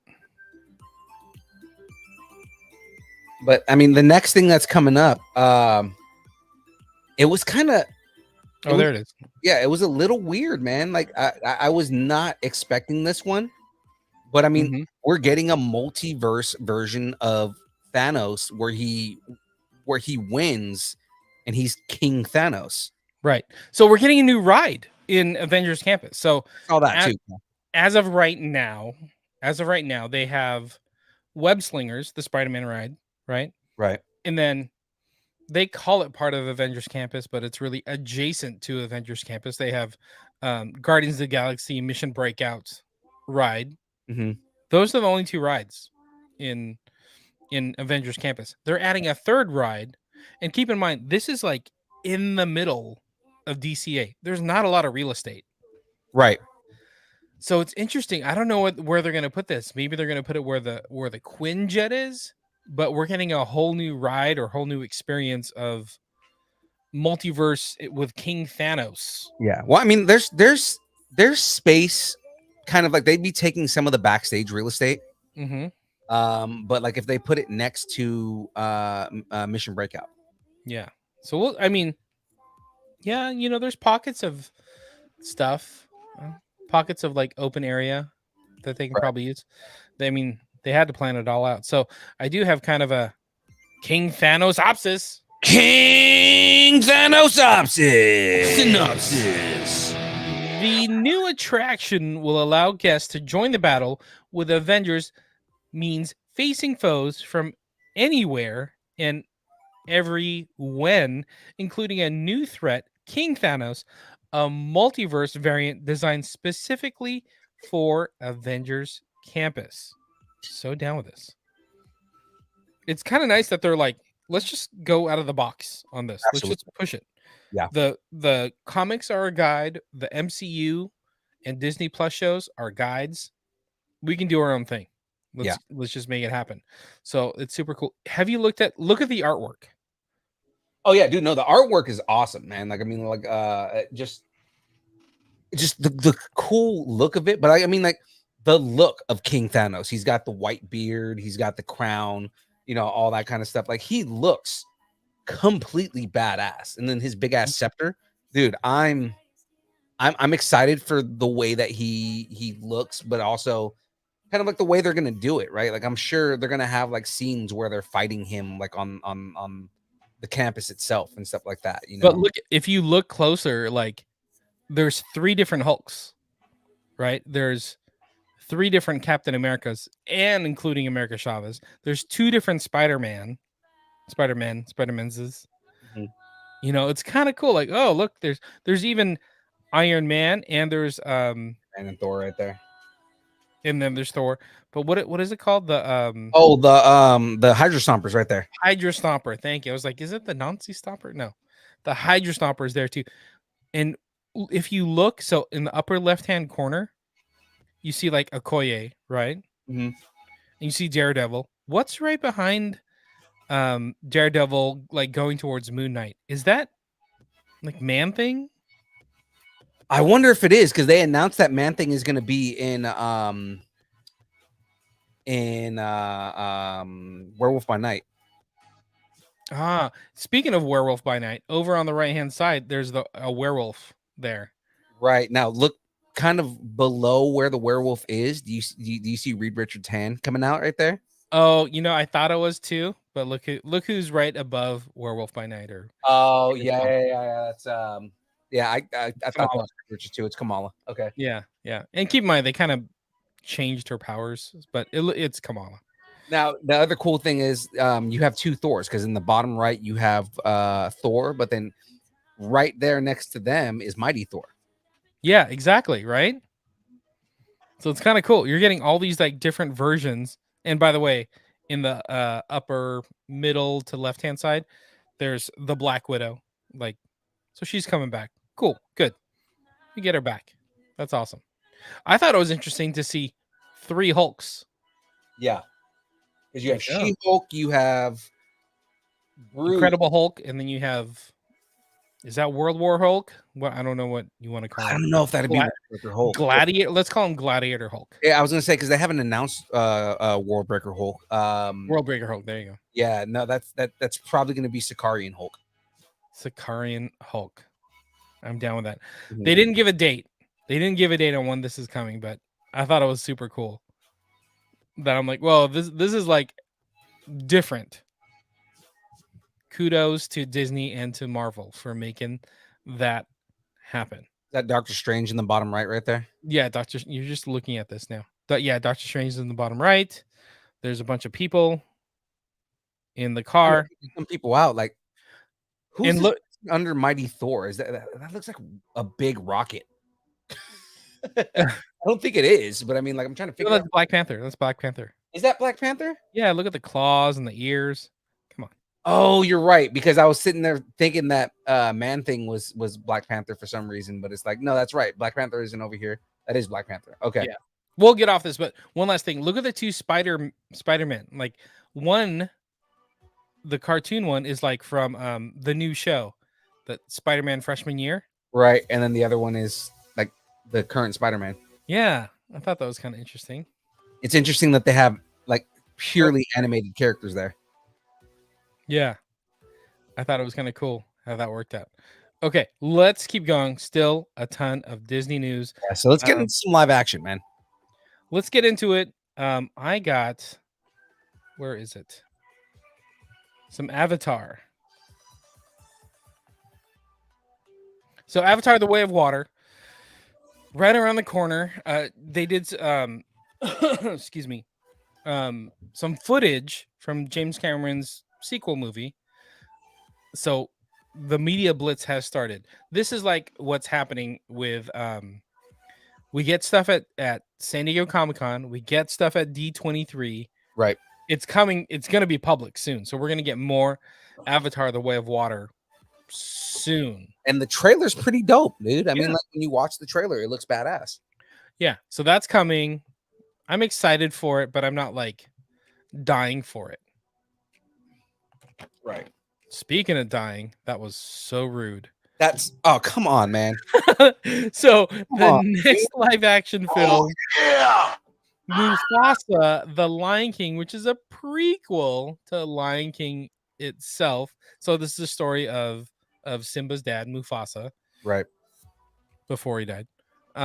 Spoiler alert. I do have a Hakuna Matata-opsis. Hakuna Matata-opsis. Synopsis. A prequel to the 2019 live action adaptation of The Lion King, which was Jon Favreau, right? Right. Jon Favreau. The upcoming movie will be directed by Barry Jenkins and tells the story of how Simba's father, Mufasa. Ooh, say it again. Mufasa. Ooh. Rose from humble beginnings to become the ruler of all the Pride Lands. It will be released in 2024. At first I was like, I don't know if we need this, but then when somebody from the con described some of the artwork that got released on there, and I'm a little more on board after the descriptions that came out for what they're going to be doing with this movie. You know, I love the Lion King story. I love the movie way back in the day. And was that the 90s? Yeah. They're finding ways to tell more stories of Lion King. I'm kind of for it, you know? Yeah. I mean, it's kind of cool to see Mufasa's rise to power. You're probably going to see, I don't remember what Scar's real name was, but I mean, like, you're going to be able to see Scar because they're brothers, you know, and kind of like, you know, Anthony. I think his name was Anthony. No, his name was not Anthony. Oh, sorry. Yeah. I don't know. Mufasa has a completely different, or I'm sorry, Scar has a completely different name. Right. And this, you know, we talked about this before, but like seeing like prequel stories like Maleficent, right, or Cruella, a different spin, a different take on a story that we know. We're probably going to get a different take on Mufasa, but like what you're saying, how Scar got his name, like, right. Because they talk about it in both the live action and I think it was like the third Lion King movie. You know, they talk about like his real name and how his fall from grace and everything like that. So I wonder if they actually show that in the story. Damn, you got to the third Lion King movie. Oh yeah, there's like 4 of them, dude. Good on you, dude. I mean, that's pretty deep. That's pretty deep. I don't even third Lion King. Okay, that's neat. Look at this stuff. Isn't it neat? We got a new trailer for The Little Mermaid. Did you see the trailer? Oh, absolutely, man. And I loved every second of it. I think she looks amazing. I think Haley Haley Bailey. Haley Bailey? No, Yeah, that is not her name. Halle Bailey. Halle Bailey? Yes. Yeah, I think she looks great. I honestly think it's like Ariel, dude. Like she looks a lot like Ariel. With Yeah. red hair and everything. Her voice is amazing. I think that Yeah. is great casting. There's a lot of people complaining about it. I honestly don't think that it was a bad casting. I think this was a great, amazing casting. I watched a like shot for shot, like the original trailer versus the brand new trailer. So the cartoon trailer versus this trailer. And it's like a shot for shot remake, but just so much better. So Yeah. much better. I thought it was cool. But I have a thingamabobopsis. Thingamabobopsis. No, I'm gonna go with Jingle Hopperopsis. Synopsis.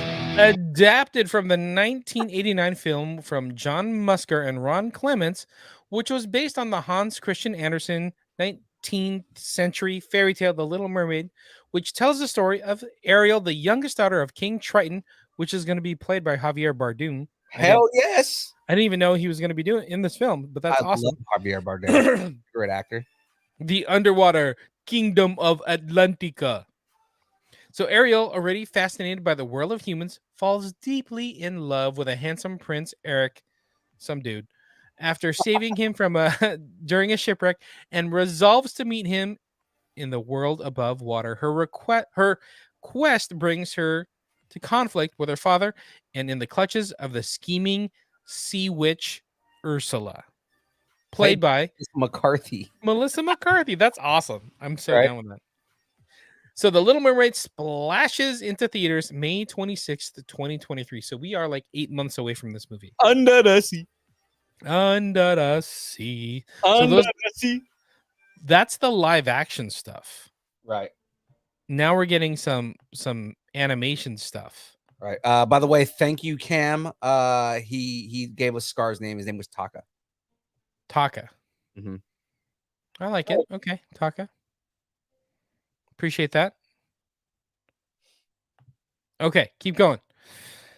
Elements, which is like a new Pixar film coming June 16th. I guess I don't know if Cam, did we get any kind of visuals besides the poster and a little bit of artwork? There wasn't a trailer for it, right? I don't know.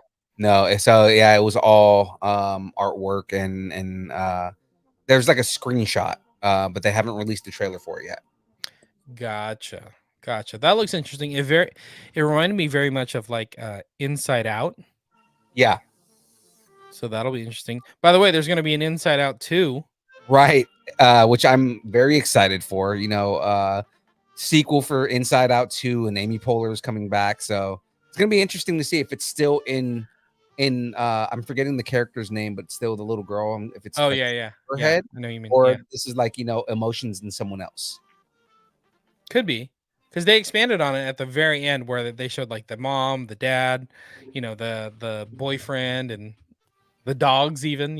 Right. Or it was dogs or cats, I can't remember. But I love that movie. It's such a good movie. So Inside Out is coming out with a sequel and with Amy Poehler, summer of 2024. That's right. Thank you, Cam. Her name was Riley. Riley. By the way, I was gonna say she was also played by, or at least the child version. The child version, yes. Thank you. Yes, by Mary Gibbs. By Mary Gibbs, our friend Mary Gibbs, who was also Boo Mhm.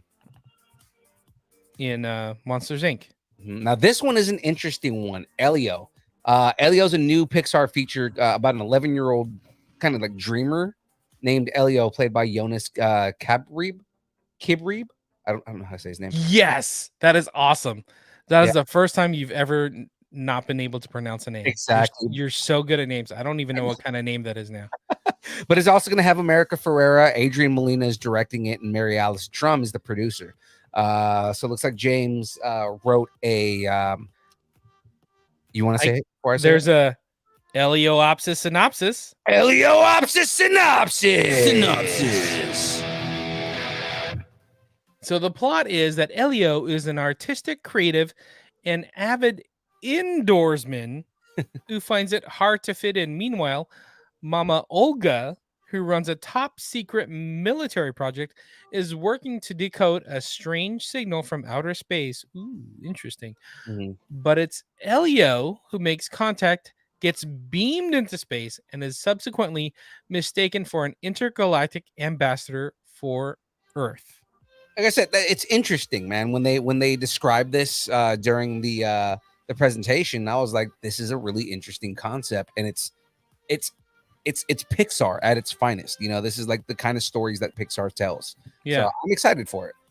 I thought the animation looked kind of cool, like the way it's drawn. It's almost cell shaded from the way that it looks. Yeah, it looks cell shaded, but like the way the characters are drawn, it reminded me of did you ever watch She-Ra on Netflix? It went for like 6 seasons. Yes. But it looks a lot like that type of artwork where things are a little bubbly, little chibi-ish.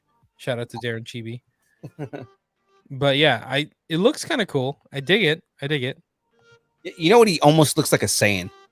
If Yeah, see that picture, he almost looks like a Saiyan. exactly. So Monkey tail, and he's a Saiyan for sure. Elio is coming or going to space, but to Earth, spring 2024. Yes. I don't know much about this next one. Have you not seen the trailer for Strange World? No. Oh my god, dude, it's so good. We actually probably should find that trailer, but I mean, or I'll Probably in the distance learning post somewhere. I just didn't watch it. yeah, the trailer for Strange World is actually really good. It's very I'm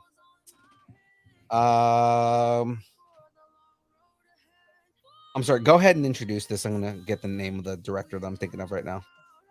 Well, I was thinking, what's interesting about this, so this is an animated movie, but it's under Disney, right? Mhm.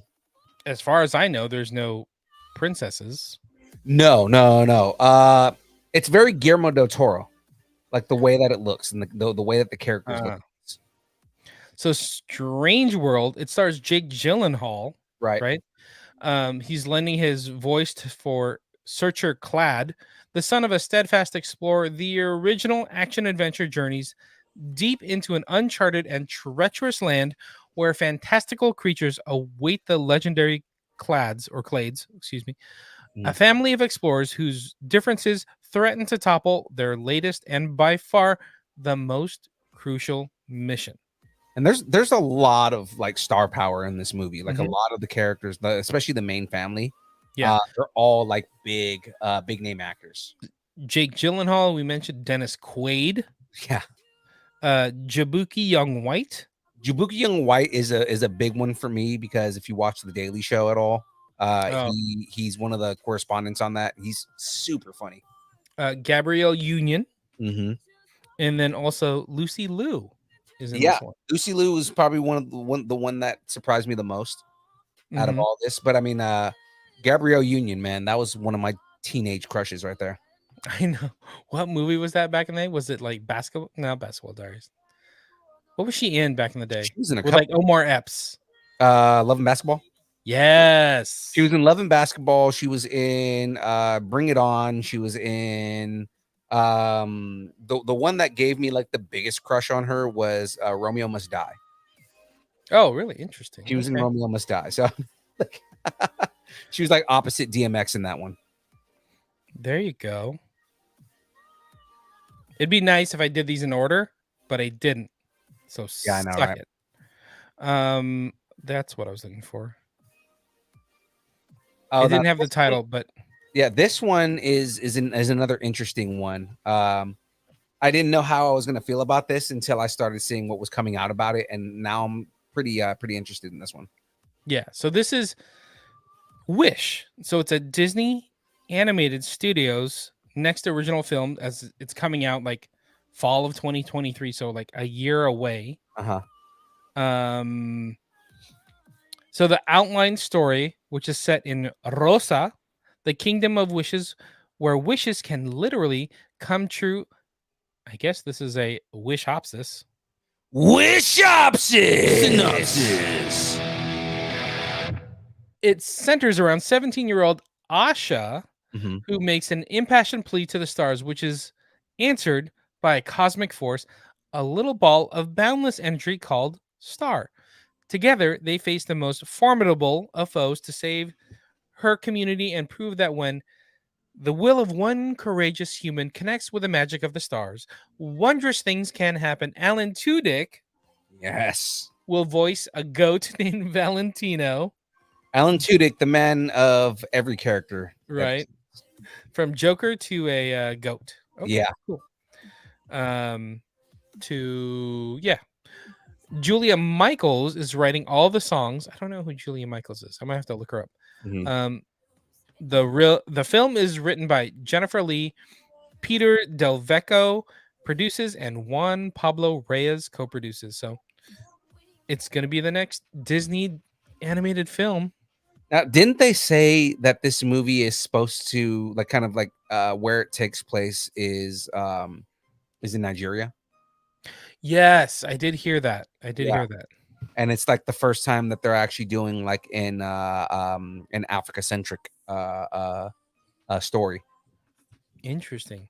Yeah, so that's or I guess Lion King was, but I mean, Yeah, like, Lion I King, get what you're saying. yeah, like this one's actually in like the cultural areas of like it's a cultural story rather Mhm. than just being like Lion King and it takes place in like the Serengeti. You know what I mean?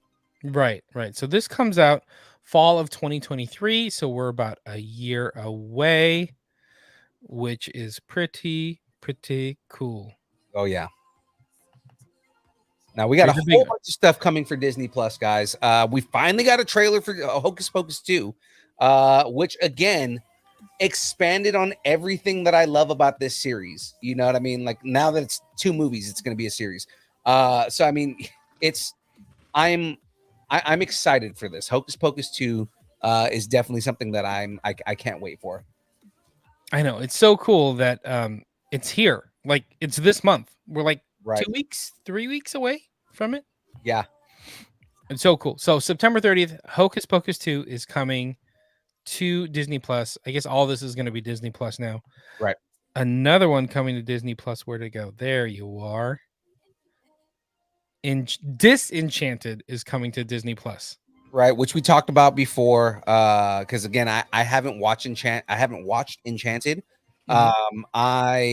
It's not it's like one of those movies that's on my list and I just keep forgetting to watch. It's actually pretty fun. I'll be it- honest. Like I liked it. I liked it a lot. Because this is the one where she's like animated and then becomes part of the real world, right? And then Yes. Yes. decides to stay in the real world, and that's where Disenchanted is picking it up, right? Exactly. So she's a princess, like stereotypical princess, and then there's a dude chasing after her. There's a witch. She ends up going to a different realm, which is New York, and she has to learn about New York. It's real funny. It's real funny. It's super funny. I dig it a lot. Like I think like there was talking animals. Like she could talk to animals in like her kingdom. Some of them come to New York and they're like, is that a rat? What is that? It's funny. It's a fun movie. The beginning of the Disenchanted trailer is basically that, right? Like she's talking to a whole bunch of animals, like she's talking like pigeons and stuff, and they're just like it's a little off-putting that she's talking to these like weird city animals. Yeah, exactly. So that's coming. When is it? November 24th. 24th. Mm-hmm. Very cool. So a week before Hocus Pocus. No, November 24th. Oh, sorry. Yeah, November 24th. I don't think I have. I don't know much about this next one, but Peter Pan and Wendy.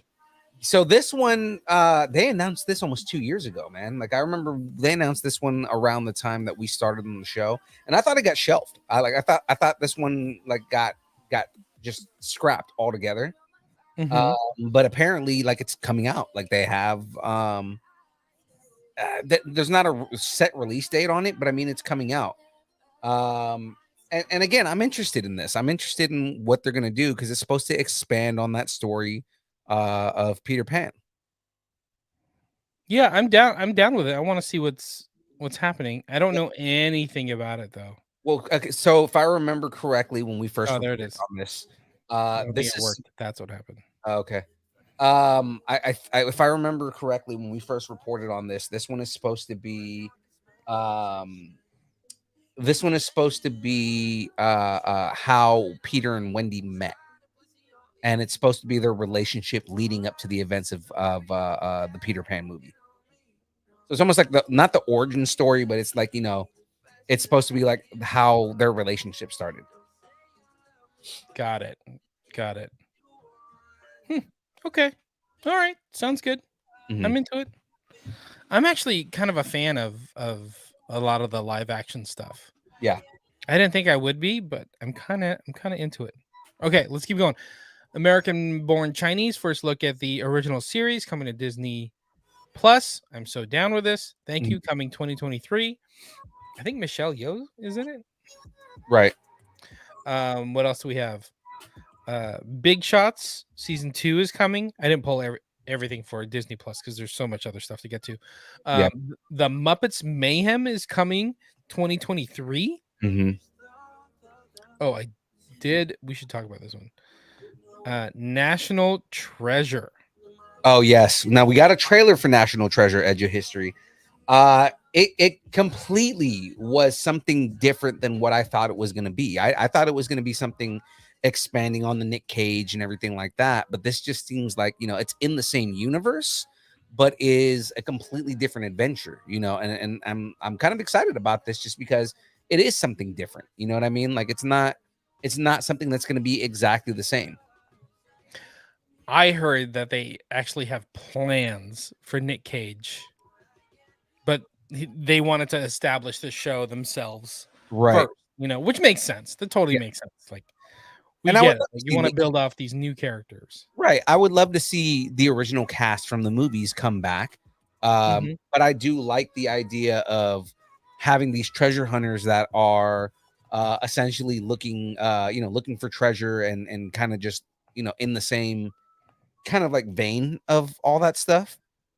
Like I like the idea of all that. I like it just being a little bit different and not something where it's like I'm inspired by Nick Cage's character. It's like, hey, this is something that is important to me, and you kind of get that same feel from National Treasure. I love this movie, and I forgot the co-star in it, but Nick Cage's right-hand man. Oh yeah, they showed him in the trailer.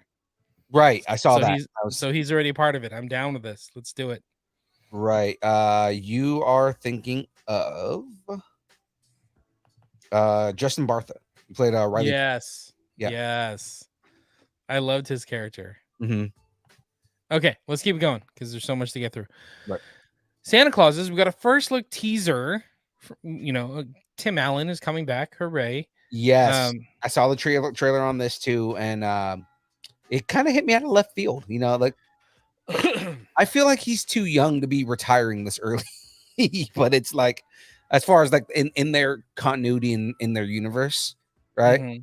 Like he's supposed to be doing this for like thousands of years. Kind of like it's supposed to make him ageless, kind of thing, right? But right.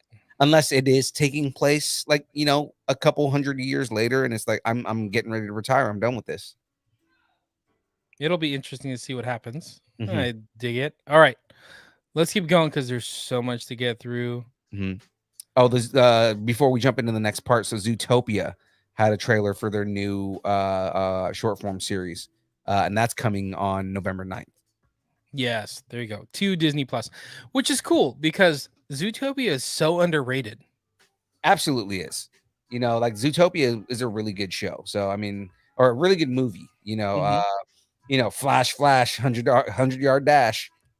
I forgot which park it is, but one of the international parks, they have a whole Zootopia land. Right. And I heard Disney World is going to be getting something similar to that. Oh, nice. Nice. Okay, next one. Let's get into some Lucasfilm stuff. Yeah. Indiana Jones 5. So they showed a trailer, which I'm so mad that we didn't get to see the trailer. But God, I hate that they do this. I know. But you know what's funny? They give us so much stuff, and there's only like 3 or 4 like trailers that they don't give us, or shows that, or footage that they don't give us, and we all focus on those. Like, oh my God, give us the stuff you haven't given us, even though you've given us all this other stuff. Right. So Yeah, I know. I want to see it too, but it just means we're gonna get it pretty soon, right? So they showed a trailer at D23. I don't know if they actually put a name to the movie yet. I don't think they did. As of right now, it's still just called Indiana Jones 5. Right. So, How about that picture of Harrison Ford and the guy that plays Short Round together? oh my god, backstage, yeah, that's Yeah. great. Was it Ki Hugh Kwan or something like that? Mm-hmm. That's awesome. So, I didn't realize this, but Indiana Jones, the franchise, is 41 years old. Wow. That is so nuts. Yeah, I know. So Harrison Ford showed up. He came out on stage. He was like, "Hey, I'm done. This is my last one. I'm not gonna fall down for you guys anymore. So this is the swan song for Harrison Ford. Harrison Ford is Indiana Jones. Another plane. Yeah, exactly. Sequels. Why did it have to be sequels? I crashed another plane. So Indiana Jones 5, we still don't know the actual name, is directed by James Mangold and is coming out June 30th, 2023. Right. 9 months. We're going to start getting some stuff on this. Right. Fun fact, guys. I've mentioned this in the show before, but Star Wars, every Star Wars movie has a Wilhelm scream in it. So Mhm. it's Indiana Jones. Yeah. It's a Lucas thing. Like every property that Lucas has, they put a Wilhelm scream in everything. Yeah. So cool. I dig it. Okay. Next one. This one could have went under Disney Plus, but they wanted to put under Lucasfilm, so makes sense. Okay, I get it. It's just so Indiana Jones isn't by itself. Right. We got Willow coming right down the way. So a new trailer for the reimagining of the 1988 fantasy classic featuring Warwick Davis, and they just revealed that Christian Slater is joining the cast. Nice. Which is cool because they announced the rest of the cast, and it's all a younger cast. It's all about I guess Willow being like the old vet and kind of teaching all these little kids, and they go on an adventure together. But like, we need some veterans, and that's coming in the form of Christian Slater. So Right. And that's I'm down kind of with what I was hoping. That's what I was hoping it was going to be. Like, I wanted it to be, let's not focus on Willow. It's more, we need help from this old wizard. And that Willow is a master wizard at this point, right? You would assume that he is, considering that he became a wizard at the end of the movie. So like at this point, it's like, hey, you're a great and powerful wizard. We need your help. And it seems like when you watch the trailer, it seems like that's what it was. That's what it is. It's the feeling that we're getting. The only thing that disappointed me about this, and I already knew this, but kind of not really a disappointment, but kind of like something that I wanted, and we may still be getting it, but there's no Mardigan. Yeah, what are you gonna do? Yeah, That's sad. and Kilmer's back. But how is his health? Right. Well, he came back for Top Gun. Yeah. But wasn't it just like a small scene? Like, I don't know.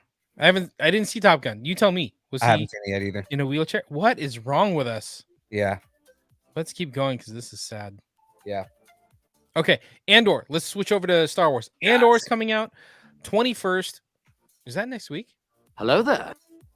That's next week, right? I think it is actually. Holy cow. Or We're getting not this next week. It's 2 weeks from now because it is next week. I was gonna say this weekend is the 17th. Yeah. So it is next week. Math hard. Man.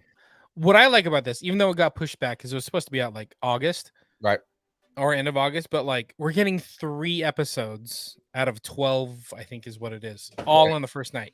Yeah. So I'm down with this. The more I see like the trailers and footage from this, the more I'm into this. Yeah, absolutely. I'm digging this. So it looks really good. They did that when they did the reveal at Disney Plus. They showed like the first, like one of the scenes, and he's having a conversation with the guy that essentially looks like he's recruiting him. But like that whole conversation is like, oh, that's enthralling. Like it pulls you in, and you want to know more, and then you just start seeing that it's very much an espionage show. You know, like Yes. there's a lot of like spying and a lot of kind of like sabotage and things like that. So it makes it that much more interesting, especially considering that the dude who directed the Bourne Identity series is the guy that's directing this. So I mean, like that's a big deal to me. Yeah. I'm looking forward to this one. And we know we're getting 2 seasons of it. So Right. I'm interested to see what the story is going to be. Right. Because I mean, again, you got people complaining about like, oh, well, we know Cassian Andor dies, but it's like, well, yeah, but we're getting the story that leads up to everything, you know, in the movie, and I'm okay with this because Totally. you get the origins of the rebellion, but not in a in a fantasy way. Like you see the dirty, you know, kind of like just underworld take on how the rebellion starts. Yeah, the dirty things that they had to do to get the rebellion to a point where they could fight against the Right. Empire. Almost like terrorism, dude. Like to the Yeah, point where exactly. like, it looks like, you know, they're essentially terrorists. Yeah. You know, I do also like that it seems like we're gonna get a lot of Mon Mothma, and I feel like Yes. she's been neglected in a lot of Star Wars stories. So I mean, I'm excited to see more Mon Mothma and kind of like her rise to power. And what's his name? Skarsgård? God, Oh yeah, is that Alex Skarsgård? Alexander Skarsgård, yeah. He's such a good actor. Such a Yeah. good actor. Anyway, let's keep going. Mandalorian is coming, so we get some Pedro Pascal back. This trailer, I cried. I watched this trailer 3 times, dude. Like it was. Did so you really? No, I didn't really, but I mean, like, you know, like it No, was. When tell I us. say that, I mean like it was an amazing trailer, man. Like just they're oh my god, dude. We know we're gonna get him on Mandalore, and we've been wanting this forever. They had that whole scene where you see all the Mandalorians dropping out of the ship. I wonder if we're gonna get the what is it, the Night of Broken Glass or something like that, or the Night of a Million Tears. Like we're probably gonna see that, right? What's We're gonna. that? That's the Night of a Million Tears was supposed to be, huh? No, that's not what I'm talking about. The Night of a Million Tears is supposed to be when the Empire like almost glassed Mandalore. Mm-hmm. Right? So it's supposed to be like, you know, when the Empire essentially like mass murdered a bunch of Mandalorians to show that they had power over them. That's You know, right. like it was supposed to be that whole thing, and that's why like so many groups went underground, and that's why Death Watch became what it became and everything like that. Well, I mean, Death Watch was already a problem, but I like that they're addressing Death Watch and addressing his kind of like, you know, him being in a cult, quote unquote, you know, and like, you know, it's the only She way said that. She said like you're in your cult. right.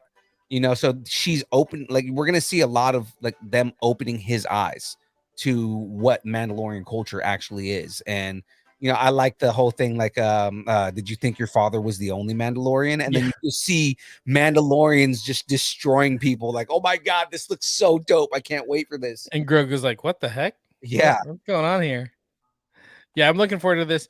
Again, it was supposed to be 2022. It got pushed back to 2023. I don't think they gave an actual date. Yeah, I will wait for this. Yes. Let's continue going on because I'm excited about everything. I know, right? Star Wars has a lot of good stuff. Bad Batch season 2 is coming. Super excited about this. So again, Disney Plus original series. It was supposed to be end of this month. We talked about it that they pushed it back, but they didn't really say when. Now we know it's coming January 4th. Right. And again, I'm okay with this. January 4th. I mean, that's a lot later than I wanted it to be. But I mean, again, we're going to be getting the continuation on the stories. We're going to probably see, I guarantee we're going to see Boba in this season. I honestly think because there was a certain conversation we had about certain things happening and a certain person that we know that has played that character in the past. So, and him saying that he had a bunch of work that was coming up in that place. He didn't tell us that he was a part of this, but I'm pretty sure this is what he was talking about. He said, when Disney calls, you answer. Yeah, he did. That was the whole reason why, you know, we were supposed to go see him and something happened and it was like, yeah.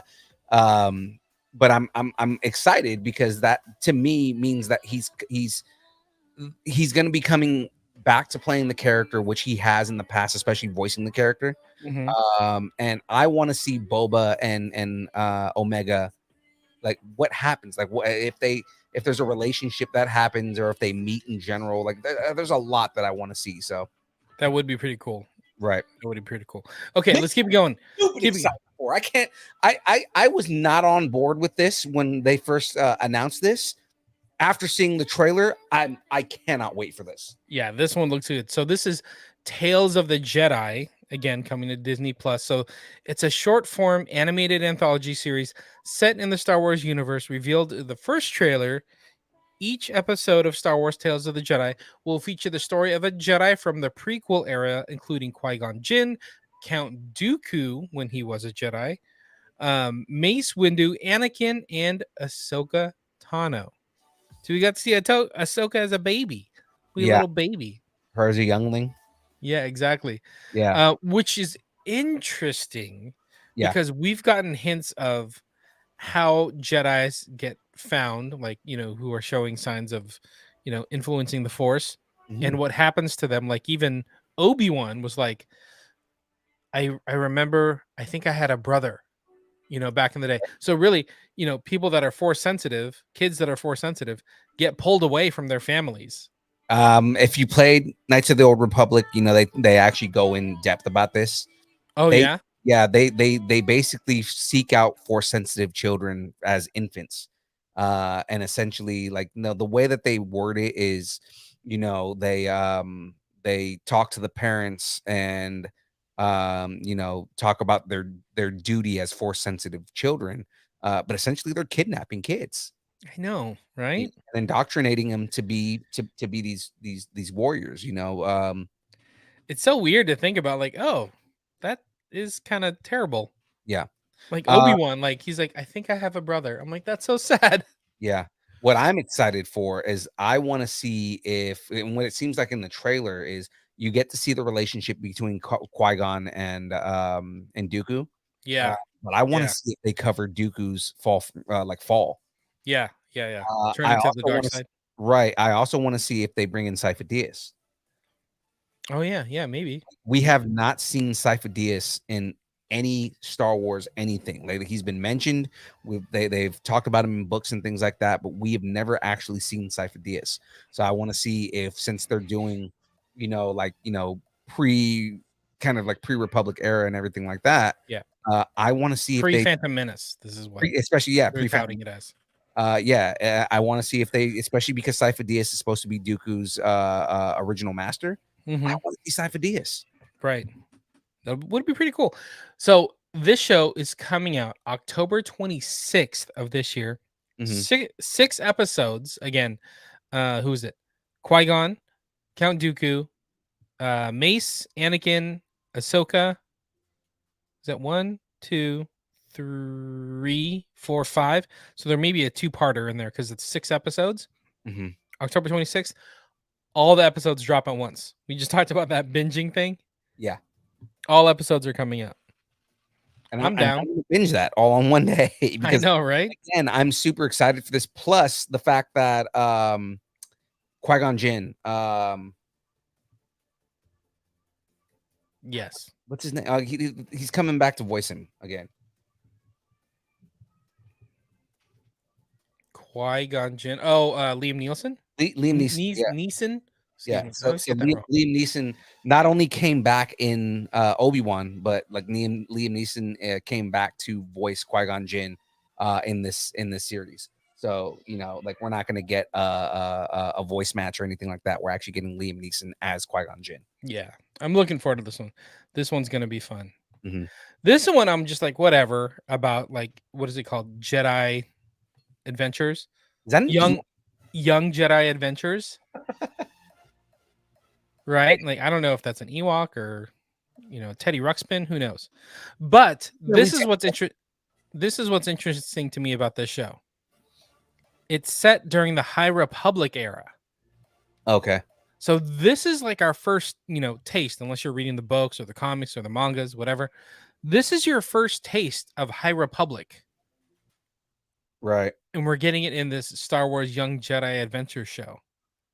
Kind of But cool, I'm huh? I'm wondering if this is something that we actually need to watch, or like if it's gonna actually like play into Star Wars in general, or if it's like specifically like this is for kids, so kids can like this stuff. I know you're gonna watch it because you have 3 kids that are perfectly in this age range.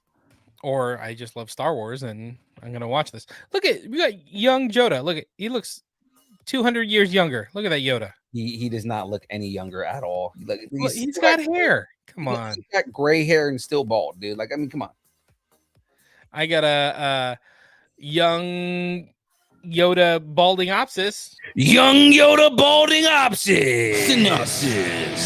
set during the High Republic era. Star Wars Young Jedi adventures will follow a group of younglings as they embark on missions where they will help people in need, discover exotic creatures, clash with villainous pirates, train with their masters, and ultimately learn the valuable skills needed in order to become a Jedi.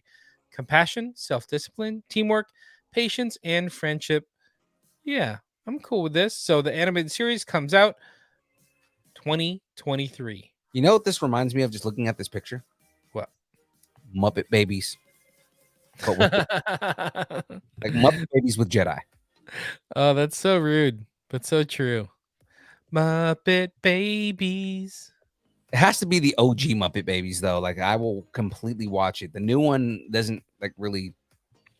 It doesn't really do it for me. Yeah, totally agree. The original Muppet Babies, I'll watch that all day. Yeah, it must be the eyes. Yeah, I think it's the eyes. Anyway, yeah, but I mean, first glimpse of High Republic, right? yeah. And I mean, the synopsis on it, because I didn't actually watch the trailer for this, but like the Mhm. synopsis on this actually makes it seem a little bit more interesting.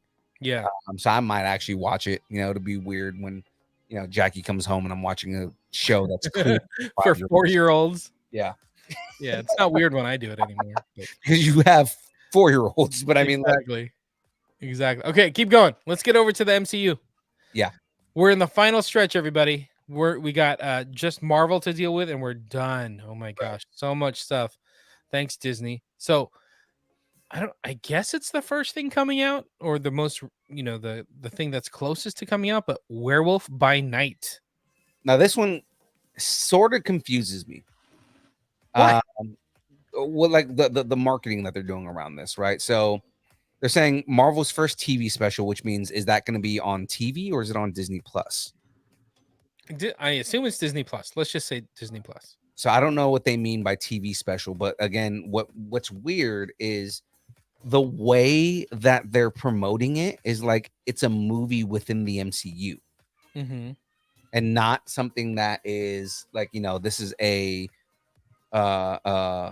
separate thing that lives in the MCU. Like it seems like it's a movie that was produced within the MCU that like Captain America would watch. Right.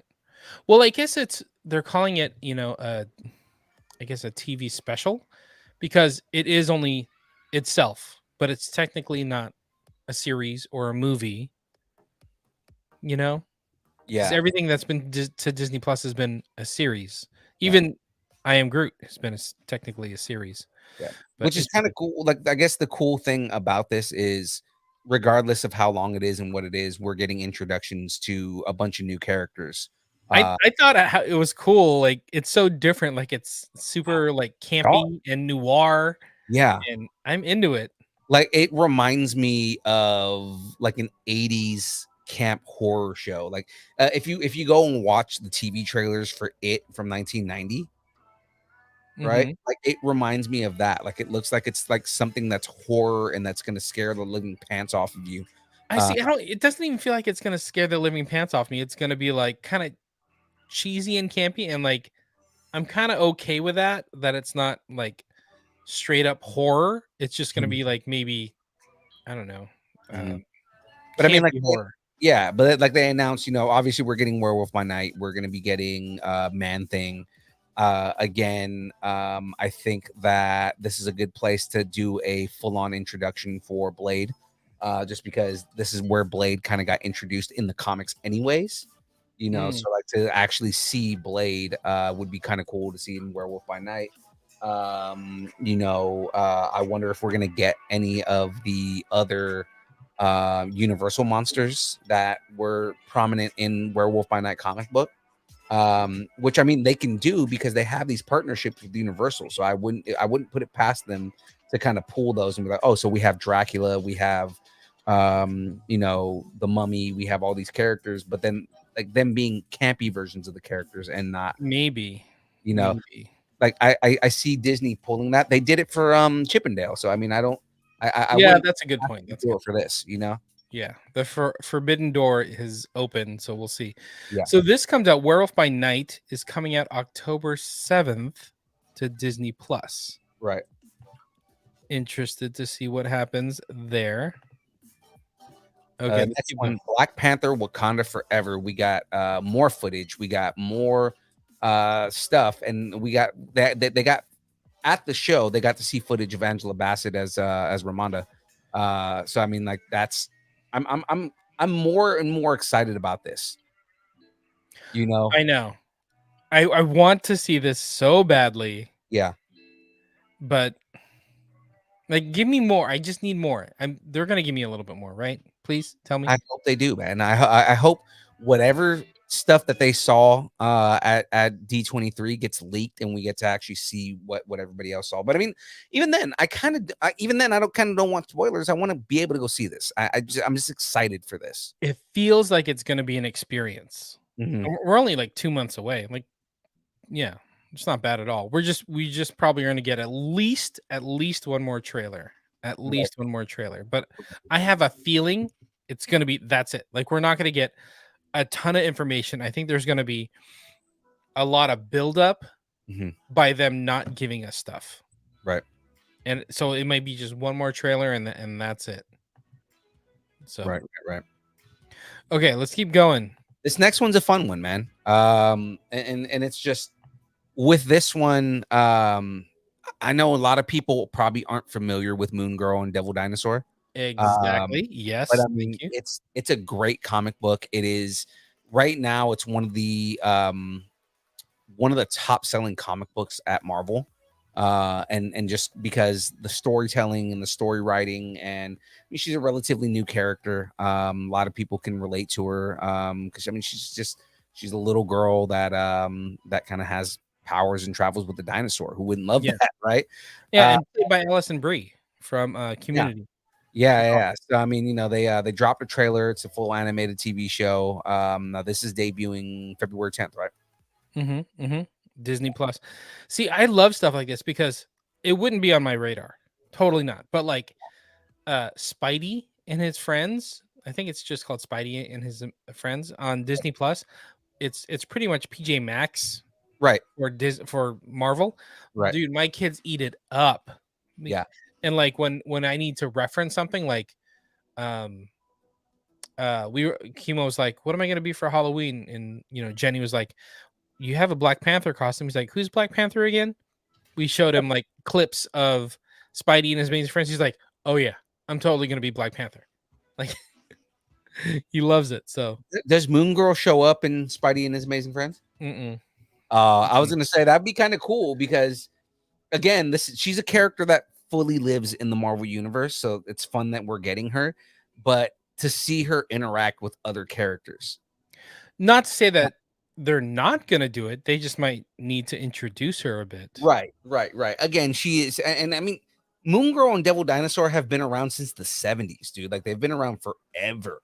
Wow. But what it is that they recently reintroduced the character in the comics, and like she's been getting a lot of good reception. So I mean, I'm excited. I'm excited to see what they're doing with this because it was a weird concept in the 70s, and they made it really like just friendly. I love what they've done with this character. Let's keep it going, dude. There's so much, and you're stuck on dinosaurs. I'm just teasing. Ant-Man and the Wasp: Quantumania. Dude, this one is right around the corner. 5 months away. Ant-Man and the Wasp. This is the second time that they've shown footage at a show that nobody else has seen. Oh, that's a good point. Yeah, they did it at San Diego, and then now they're doing it here, and we still have nothing. And it wasn't. I don't know if it was the same footage. I think it was some of the same footage, but I think it was different. I think this one was yeah, different. Right? I mean, a lot of people like what they're saying is they saw Paul Rudd, they saw Catherine Newton, Evangeline Lilly, but the biggest news in all this is everybody's seeing Jonathan Majors as Kang the Conqueror. as a version of Kang. Yeah. I want to see this. This bothers me that I haven't seen Kang yet. What I've heard about this is that they don't just fight Kang, but Kang seeks out Ant-Man. And you know, like Ant-Man was kind of the catalyst for the time heist Right. in Avengers. He's also going to be the catalyst for the time heist through time or through the multiverse from Kang. So like Kang's going to go like, you, Scott Lang, I need you to do this and Right. go jump through time or jump through multiverses, whatever it is. So I think it's almost like he hires him as like a thief for the most part to do something. So it'll be interesting. Maybe there's a MacGuffin that Maybe. Kang needs, you know? Maybe it's what's her name? Ravonda?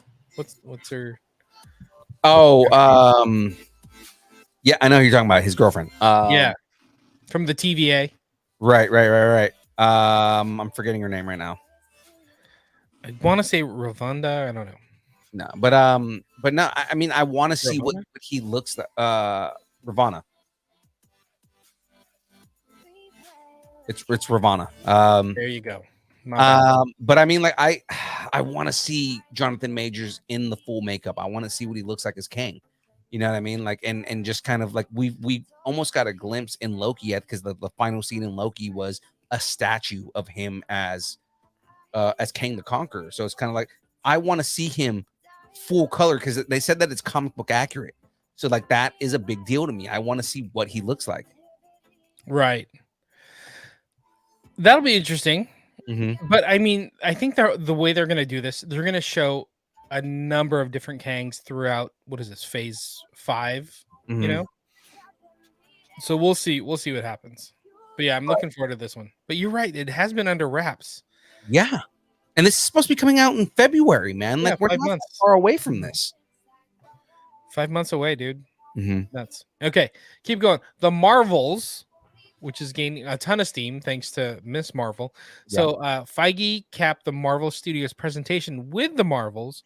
I did this in like pseudo chronological order of release day. So Yeah. even though he ended with this, you know, I've been doing this. This will be the next thing to come out after Ant-Man.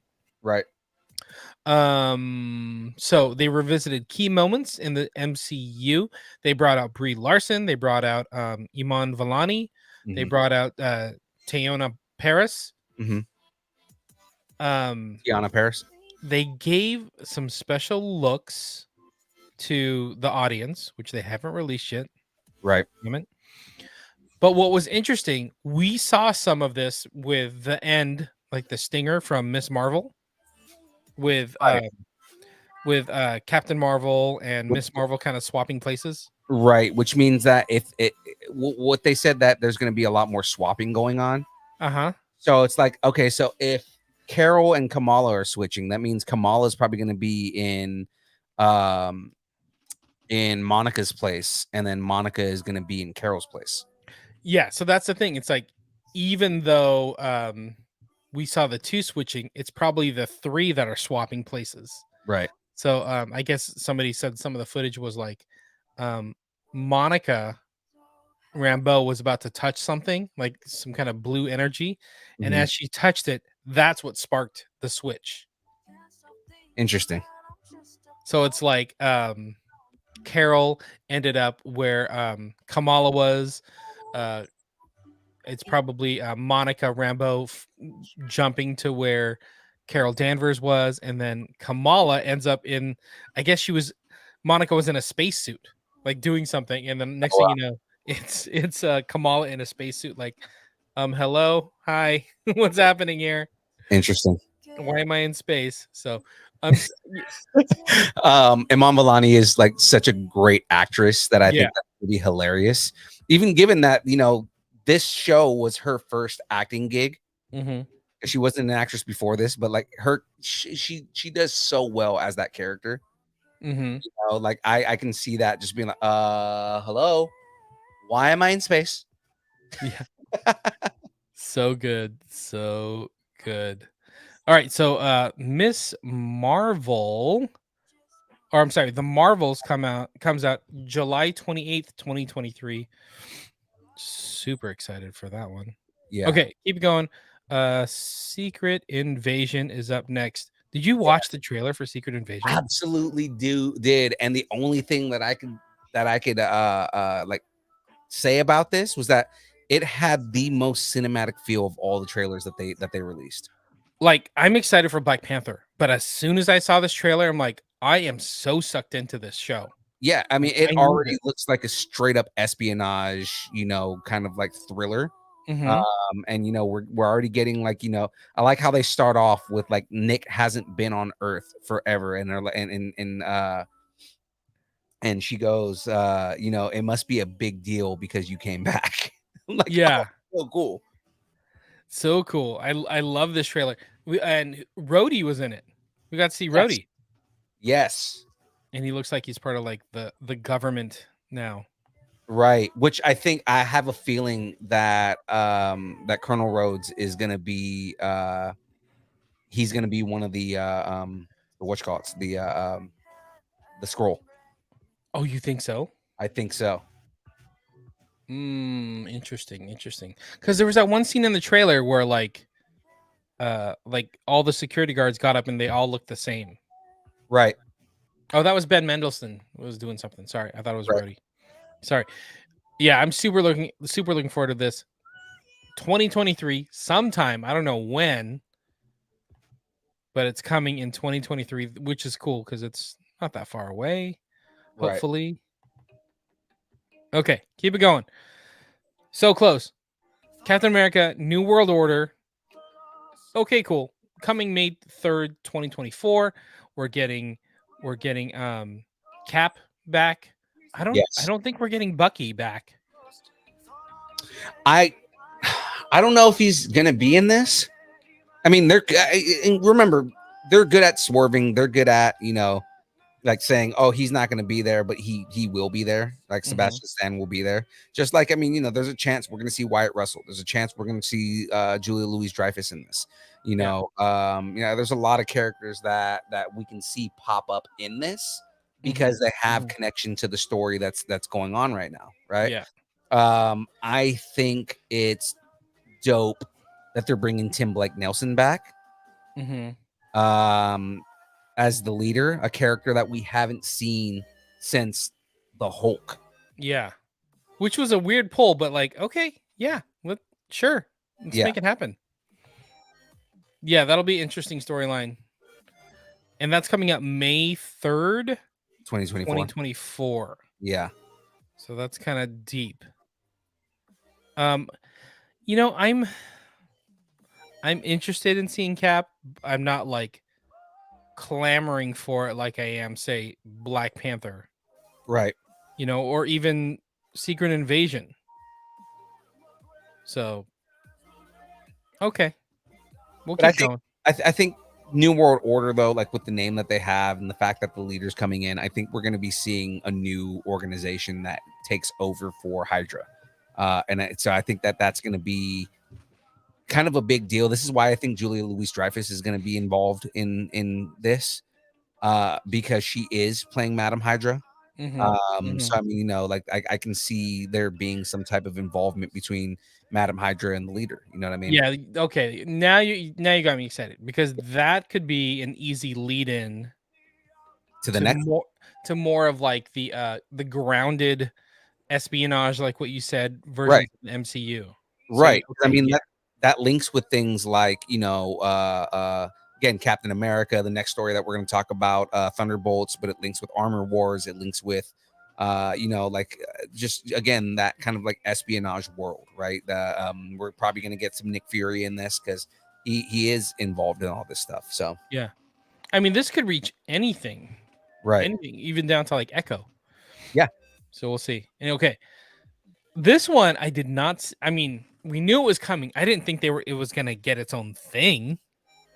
I mean, they announced at San Diego that this was going to be the end of Phase 4. Yeah, that's true. That's true. I just didn't realize it was gonna be here. But Thunderbolts is coming. So they announced a bunch of cast members who we're familiar with. Right. So this is gonna close out Phase 5, like what you said, July 26th, 2024. But they brought them out, and I was like, oh, that's cool. That's smart. Okay, that's a surprise. Okay, that's fine. David Harbour, Julia Louis-Dreyfus, Wyatt Russell, Florence Pugh, Hannah John Kamen, Olga Kurilenko, but then they added Sebastian Stan. Yeah. Okay. So I this is the one that kind of throws me off because it's like, okay, so you guys are putting the Winter Soldier in the Thunderbolts. Yeah, Especially where his story arc has gone. That's kind of a weird one for me. Now, keep in mind the Thunderbolts as a character group are basically the Marvel's version of the Suicide Squad. right. Right. So I mean, a lot of these characters make sense, right? Like we have Red Guardian, we have White Widow, technically Black Widow, but like that right there. We U.S. agent. U.S. agent. Obviously, we have Ghost coming into this. We have which is crazy that they're bringing Ghost into this, right? Like we haven't seen her for a minute, right? Yeah. But then another one that kind of surprised me on this is that they're bringing Taskmaster back. Yeah. Right, Olga Kurilenko is coming back as Taskmaster. So I mean, like again, I want to see more of the quippiness. Like again, I don't care about the gender swap as long as they bring back the essence of that character. It's not just that he's a badass that can, or she's a badass that can mimic everybody's powers and movesets and everything, but it's more so I want to see a lot of the kind of like the Deadpool Spider-Man-esque quippiness that makes him famous within the Marvel comics. Yeah. Dude, but looking at it, getting the Winter Soldier and his like dry comedic, yes, next to Yelena Belova, like, okay, yeah, give me that. That's gonna be funny, but also Wyatt Russell's U.S. agent, and just kind of like you've got this World War II NCO fighting a former Army Ranger that is a knockoff Captain America, right? Like, just there's gonna be so much kind of just like tension and argument between the two of them. He's like, all right, he's just gonna be like, all right, fake Steve. Exactly. Like, give me that. Give me that. I mean, they kind of ended on a good note, but I'm excited for this. And then on top of that, you have the Russian version of Captain America. Like, you just have, and then you have it's all bootlegs. You get bootleg Captain Americas. Right. You got Taskmaster, who is another fake Captain America, right? So I mean, you have these guys, at least 3 people on this team that are like, I want to be Captain America, and then you have an actual Captain America on this team. So it's like, I'm excited to kind of see what because Feige always has good choices in the way that he does these teams. It's gonna be interesting to see the way they play off of each other. Yeah, I'm so down with this. So down. So this one's gonna be fun. July 26th, 2024. Now we get into a lot of speculation, a lot of dates that aren't announced. Mm-hmm. I thought we were gonna get more about Fantastic Four. Shankman. How dare you? Shankman. I'm gonna shank you.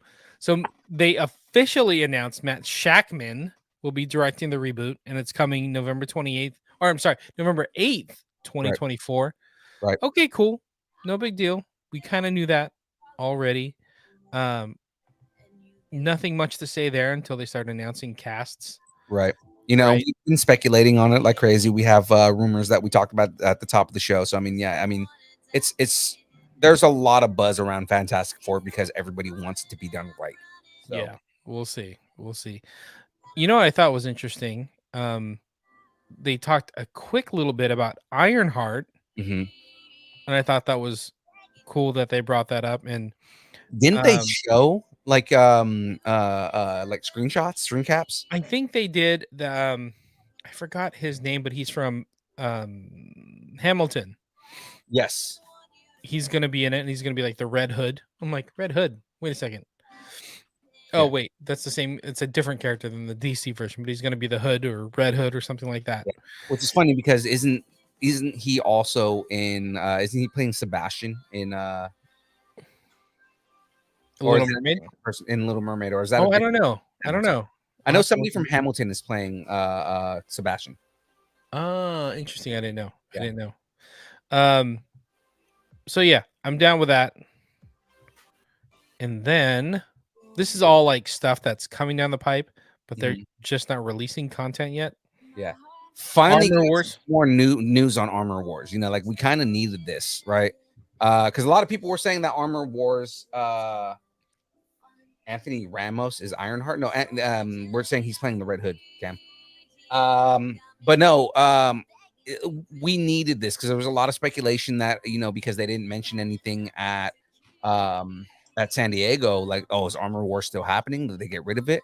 But like, you know, they brought Don Cheadle up and they, you know, saying that he's coming back as James Rhodes, and it's a standalone series, which again, I hope that it is something that reflects the Armor Wars comic book, and I hope that we get a proper, now that we have these characters, now that we're getting these characters, I hope we get a proper Iron Patriot. You know, like I don't feel like we got a good Iron Patriot in Iron Man 2, and I want a good Iron Patriot. There you go. Cam chimed in. David Diggs.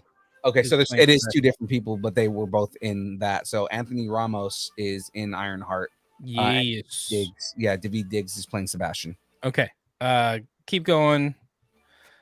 This Loki. one. Yes. Yes. So we got Loki. Cam, I need your excitement. I need to feel your excitement for this, right?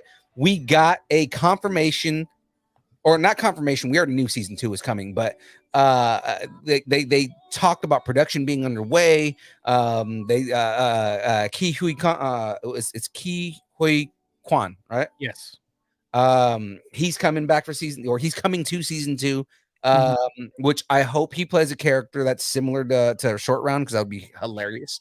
They said he was like some kind of librarian.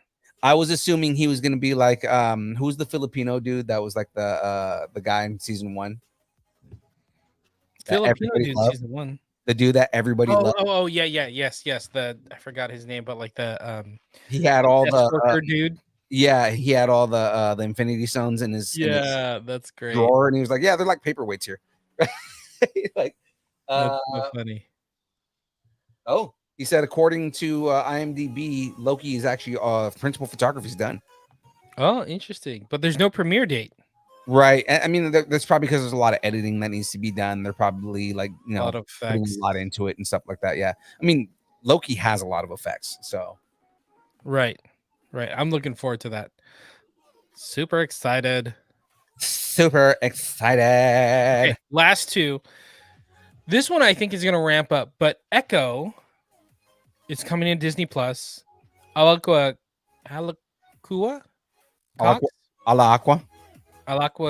Cox, Vincent D'Onofrio, Devery Jacobs, Graham Greene, Cody Lightning, Chasky Spencer are all in it. So they all took the stage and they all like beamed for Alaqua Cox. They all were just like, she is amazing. So yeah, I think this is going to be a lot more heart and a lot more drama than we expected. I loved the way that she played Echo, dude. I loved the portrayal. I loved the attitude that came from her. I love that they were true to the character and they cast a someone who was deaf and Native American, like the character in the comic books, and she is a complete badass, dude. Like she, you know, I felt like her character was 100% true to the character in the comics. You know, I was speculative and I was kind of skeptical on the way that they were going to do the character in Hawkeye, and they executed it perfectly. I think that the fact that we are getting Vincent D'Onofrio back and we're going to be seeing more Kingpin is a big deal.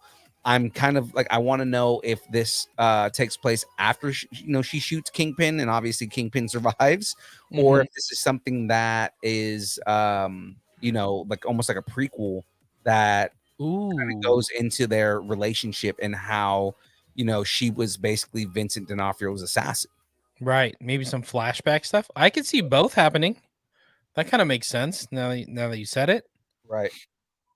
Like Interesting. it would be cool if they did a non-linear story and kind of so like this is what's Yeah. happening going forward, and then this is how we got to this moment in time and where this relationship comes from. Yeah. I guarantee 100% we're gonna get Charlie Cox in this too. Yeah. Speaking of Charlie Cox, Yeah. Daredevil, Born Again, which is the last one on our list. So that's everything that they pretty much announced at D23. Daredevil, Born Again Yes. is coming with Charlie Cox, with Vincent D'Onofrio. Yes. Production's gonna begin sometime next year. Right. But what did we learn? It was gonna be like 18 episodes or something like that. Now the biggest deal is that this is a complete reboot. This is not taking place in the Netflix universe. Yes. Has nothing to do with the Netflix series. Basically, that whole Netflix series is supposed to be in a separate universe, Mhm. correct? So like they're treating it as a multiversal thing, and this is a complete ground, level starting all over again. Daredevil series.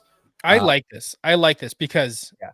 it gives the fans what they want. They want to see Vincent D'Onofrio and Charlie Cox. They want them back. But it's also like Marvel and MCU and Kevin Feige's like, well, you have your own thing over there with Netflix.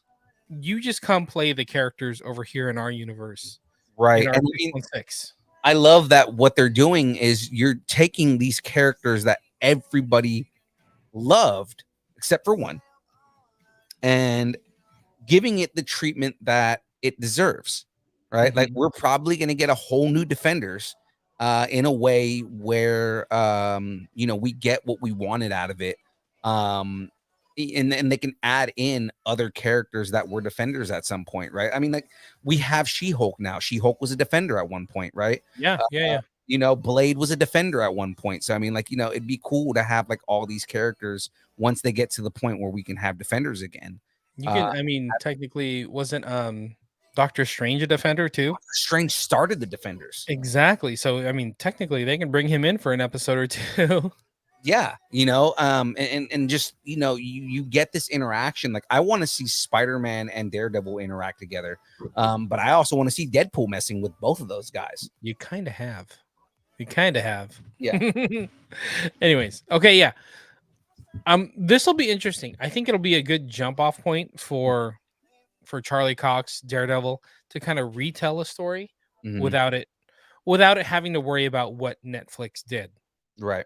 And I think this is them pulling whatever they want to out of Netflix and just taking it into the MCU. Yeah. You love Charlie Cox, great. You love D'Onofrio, great. You love the action, okay, great. We're gonna bring that over. What's funny to me is if they do like kind of bring all the characters from the Netflix universe back, and we get Power Man back, we get Luke Cage back.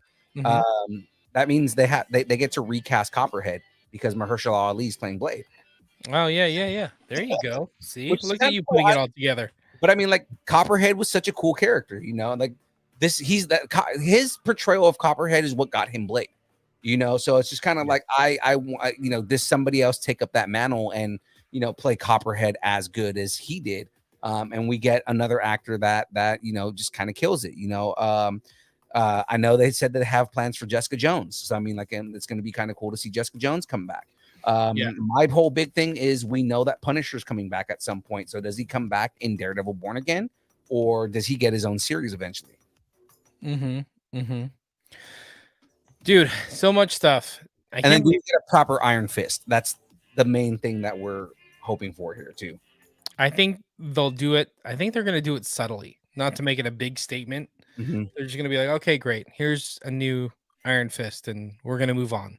Yeah, it'd be cool if we got like they do like a reference to Rand Industries, and that basically tells us eventually we're gonna get Iron Fist. So okay, we're so over right now. But what did you think of D23 total? Not to cut you off about Daredevil, but we have a lot of time to talk about Daredevil. Yeah, I know. Overall, I like a lot of this stuff I called, right? You know, like you called too, but like, you know, when we were talking about our speculations, what we thought was coming, we pretty much got everything that we thought was coming to everything here and more.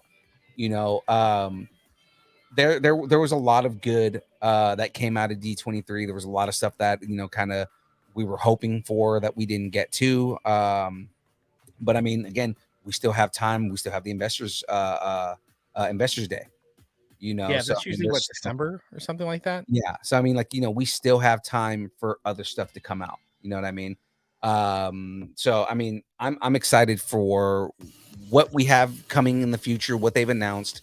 And I'm excited to see like trailers for the stuff that we didn't see. Like, Yeah. I want to see Ant-Man Quantumania really bad. Yeah, You know? yeah. Another Wakanda Forever trailer. You know, give me more. I'm ready for Wakanda Forever to begin with. You know, like I could care less if we got a trailer for that. I just want to watch it now.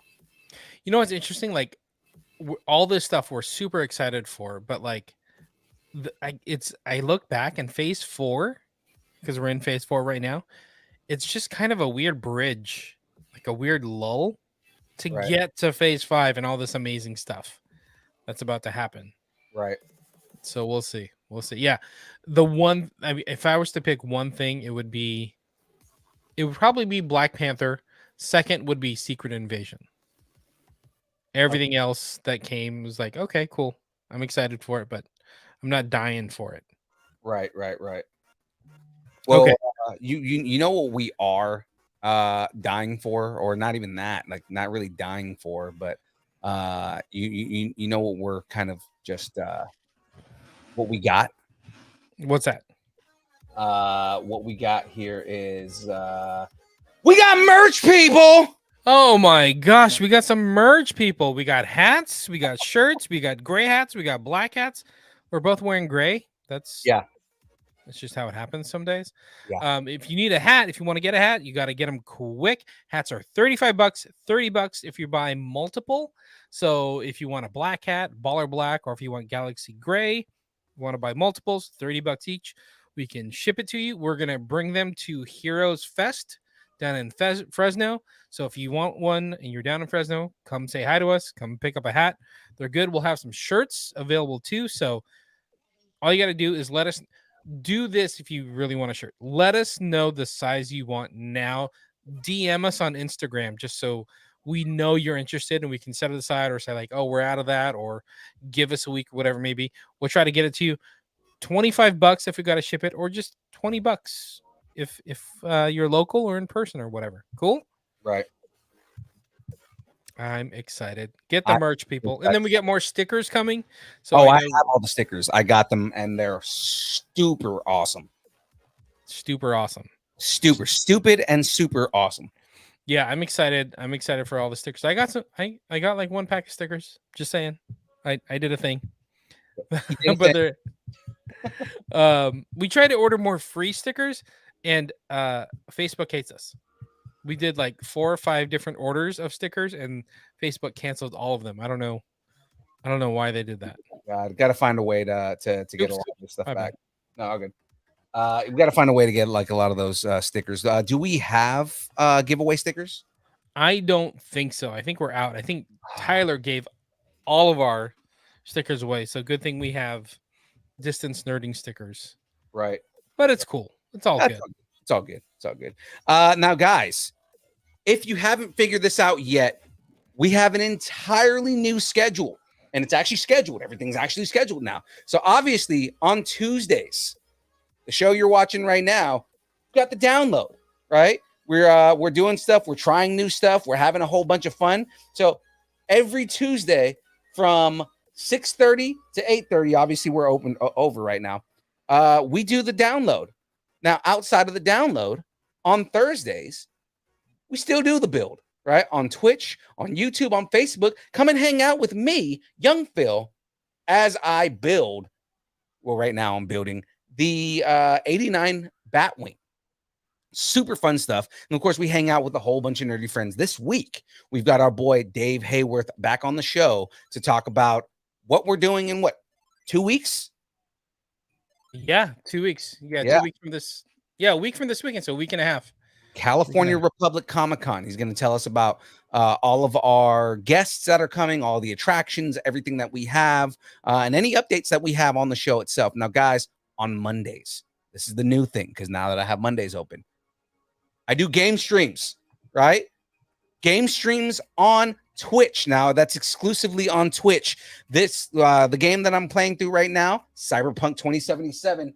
If you have not checked this out, dude, the story in this game is amazing. To the point where Darren Chibi, friend of the show, Darren, comes and checks this out on Mondays, and he is completely in love with this game. Keep in mind, it's not 100% something you want your kids to watch. There is nudity and a lot of cussing in the game, but it is a fun game. And you've been making some new friends. You've been doing what it's called. What is that term called? So I've been doing backseat gaming. So I've been backseat gaming. Thank you. I've been allowing backseat gaming, which means anybody who has played the games or wants to walk me through anything in the game, they can just hop in and say, hey, you should try this or you should do this.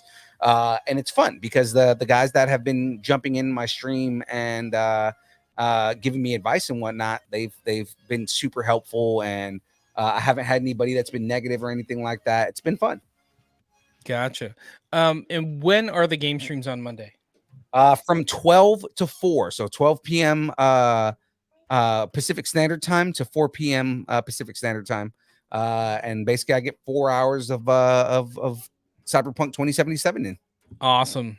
I dig it. Look, Cam's like excited. Dave. Hell yeah. Good stuff. Good stuff, Cam. Shout out to Colossus Girl. Shout okay. out So girl. Monday. So let's recap. Monday, game streams. Tuesdays, the download. Thursdays, the build. Exactly. And as of right now, anything else we'll announce on our Instagram and on our Facebook. Exactly. So stay tuned. So sometimes, like we'll do special events and special things happening, and we got a few cons coming up. So stay close to the Instagram at Distance Nerding, because we'll let you know what's happening there. Cool? Super cool. Tell us what you're nerding out on. Oh, wait. Have something you want to discuss. Tell us what you're nerding out on, and make sure to let us know in the Facebook group, the Distance Nerdington Post, or DM us on Instagram at Distance Nerding. Now, nerds, you gotta be cool. And join the taco party. Ladies and gentlemen, you can go to distancenerding.com and join the taco party. Why wouldn't you want to join the taco party? Because all the taco party does is get more stuff for you guys, right? It makes you guys that much cooler. You help support us, and we in turn support back to you. That gets us prizes, that gets us back to more cons and more appearances and more things to do. We're trying to plan a whole bunch of fun stuff for you guys to see us live and in person. So let's have more fun, guys. And if you buy us a taco, then that just means more stuff back to you guys. Come hang out with us, even come hang out with each other, even if we're not there. Like, shout out to our buddies in the wrestling chat. So, like, I think our buddy Eric Ruiz and our buddy Daniel Flores, they're going to meet up because they're going to the same wrestling event. I'm like, good for you guys. And they're going to go get a beer together, and that's awesome. We love it when our friends and people link up, and to say that, we facilitated that, it makes me feel very warm and fuzzy on the inside. And we can be friends. You tell your friends, and I'll tell them, I'll bring my friends. We could be friends. All right, everybody. Thanks, and keep nerding together. All right. We forgot one thing, guys. Connect with us on Instagram, Facebook, Twitter, Twitch, TikTok, YouTube, all of the places. Not TikTok. Yes, TikTok. Say not TikTok? I don't do the TikToks. I don't know what's happening over there on your TikToks. The TikToks are fun. Your TikTok world is completely out of my world. Hey, you know what? Be part of my world. Oh, there you go. And on that note, ladies and gentlemen, it is now time for the dance party. I hate you. I hate you. Shout out to Darren Chibi, but also shout out to Mexican Pizzas. Whoa. Too close, too close.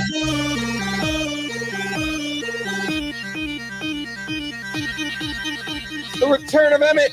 Distance nerding.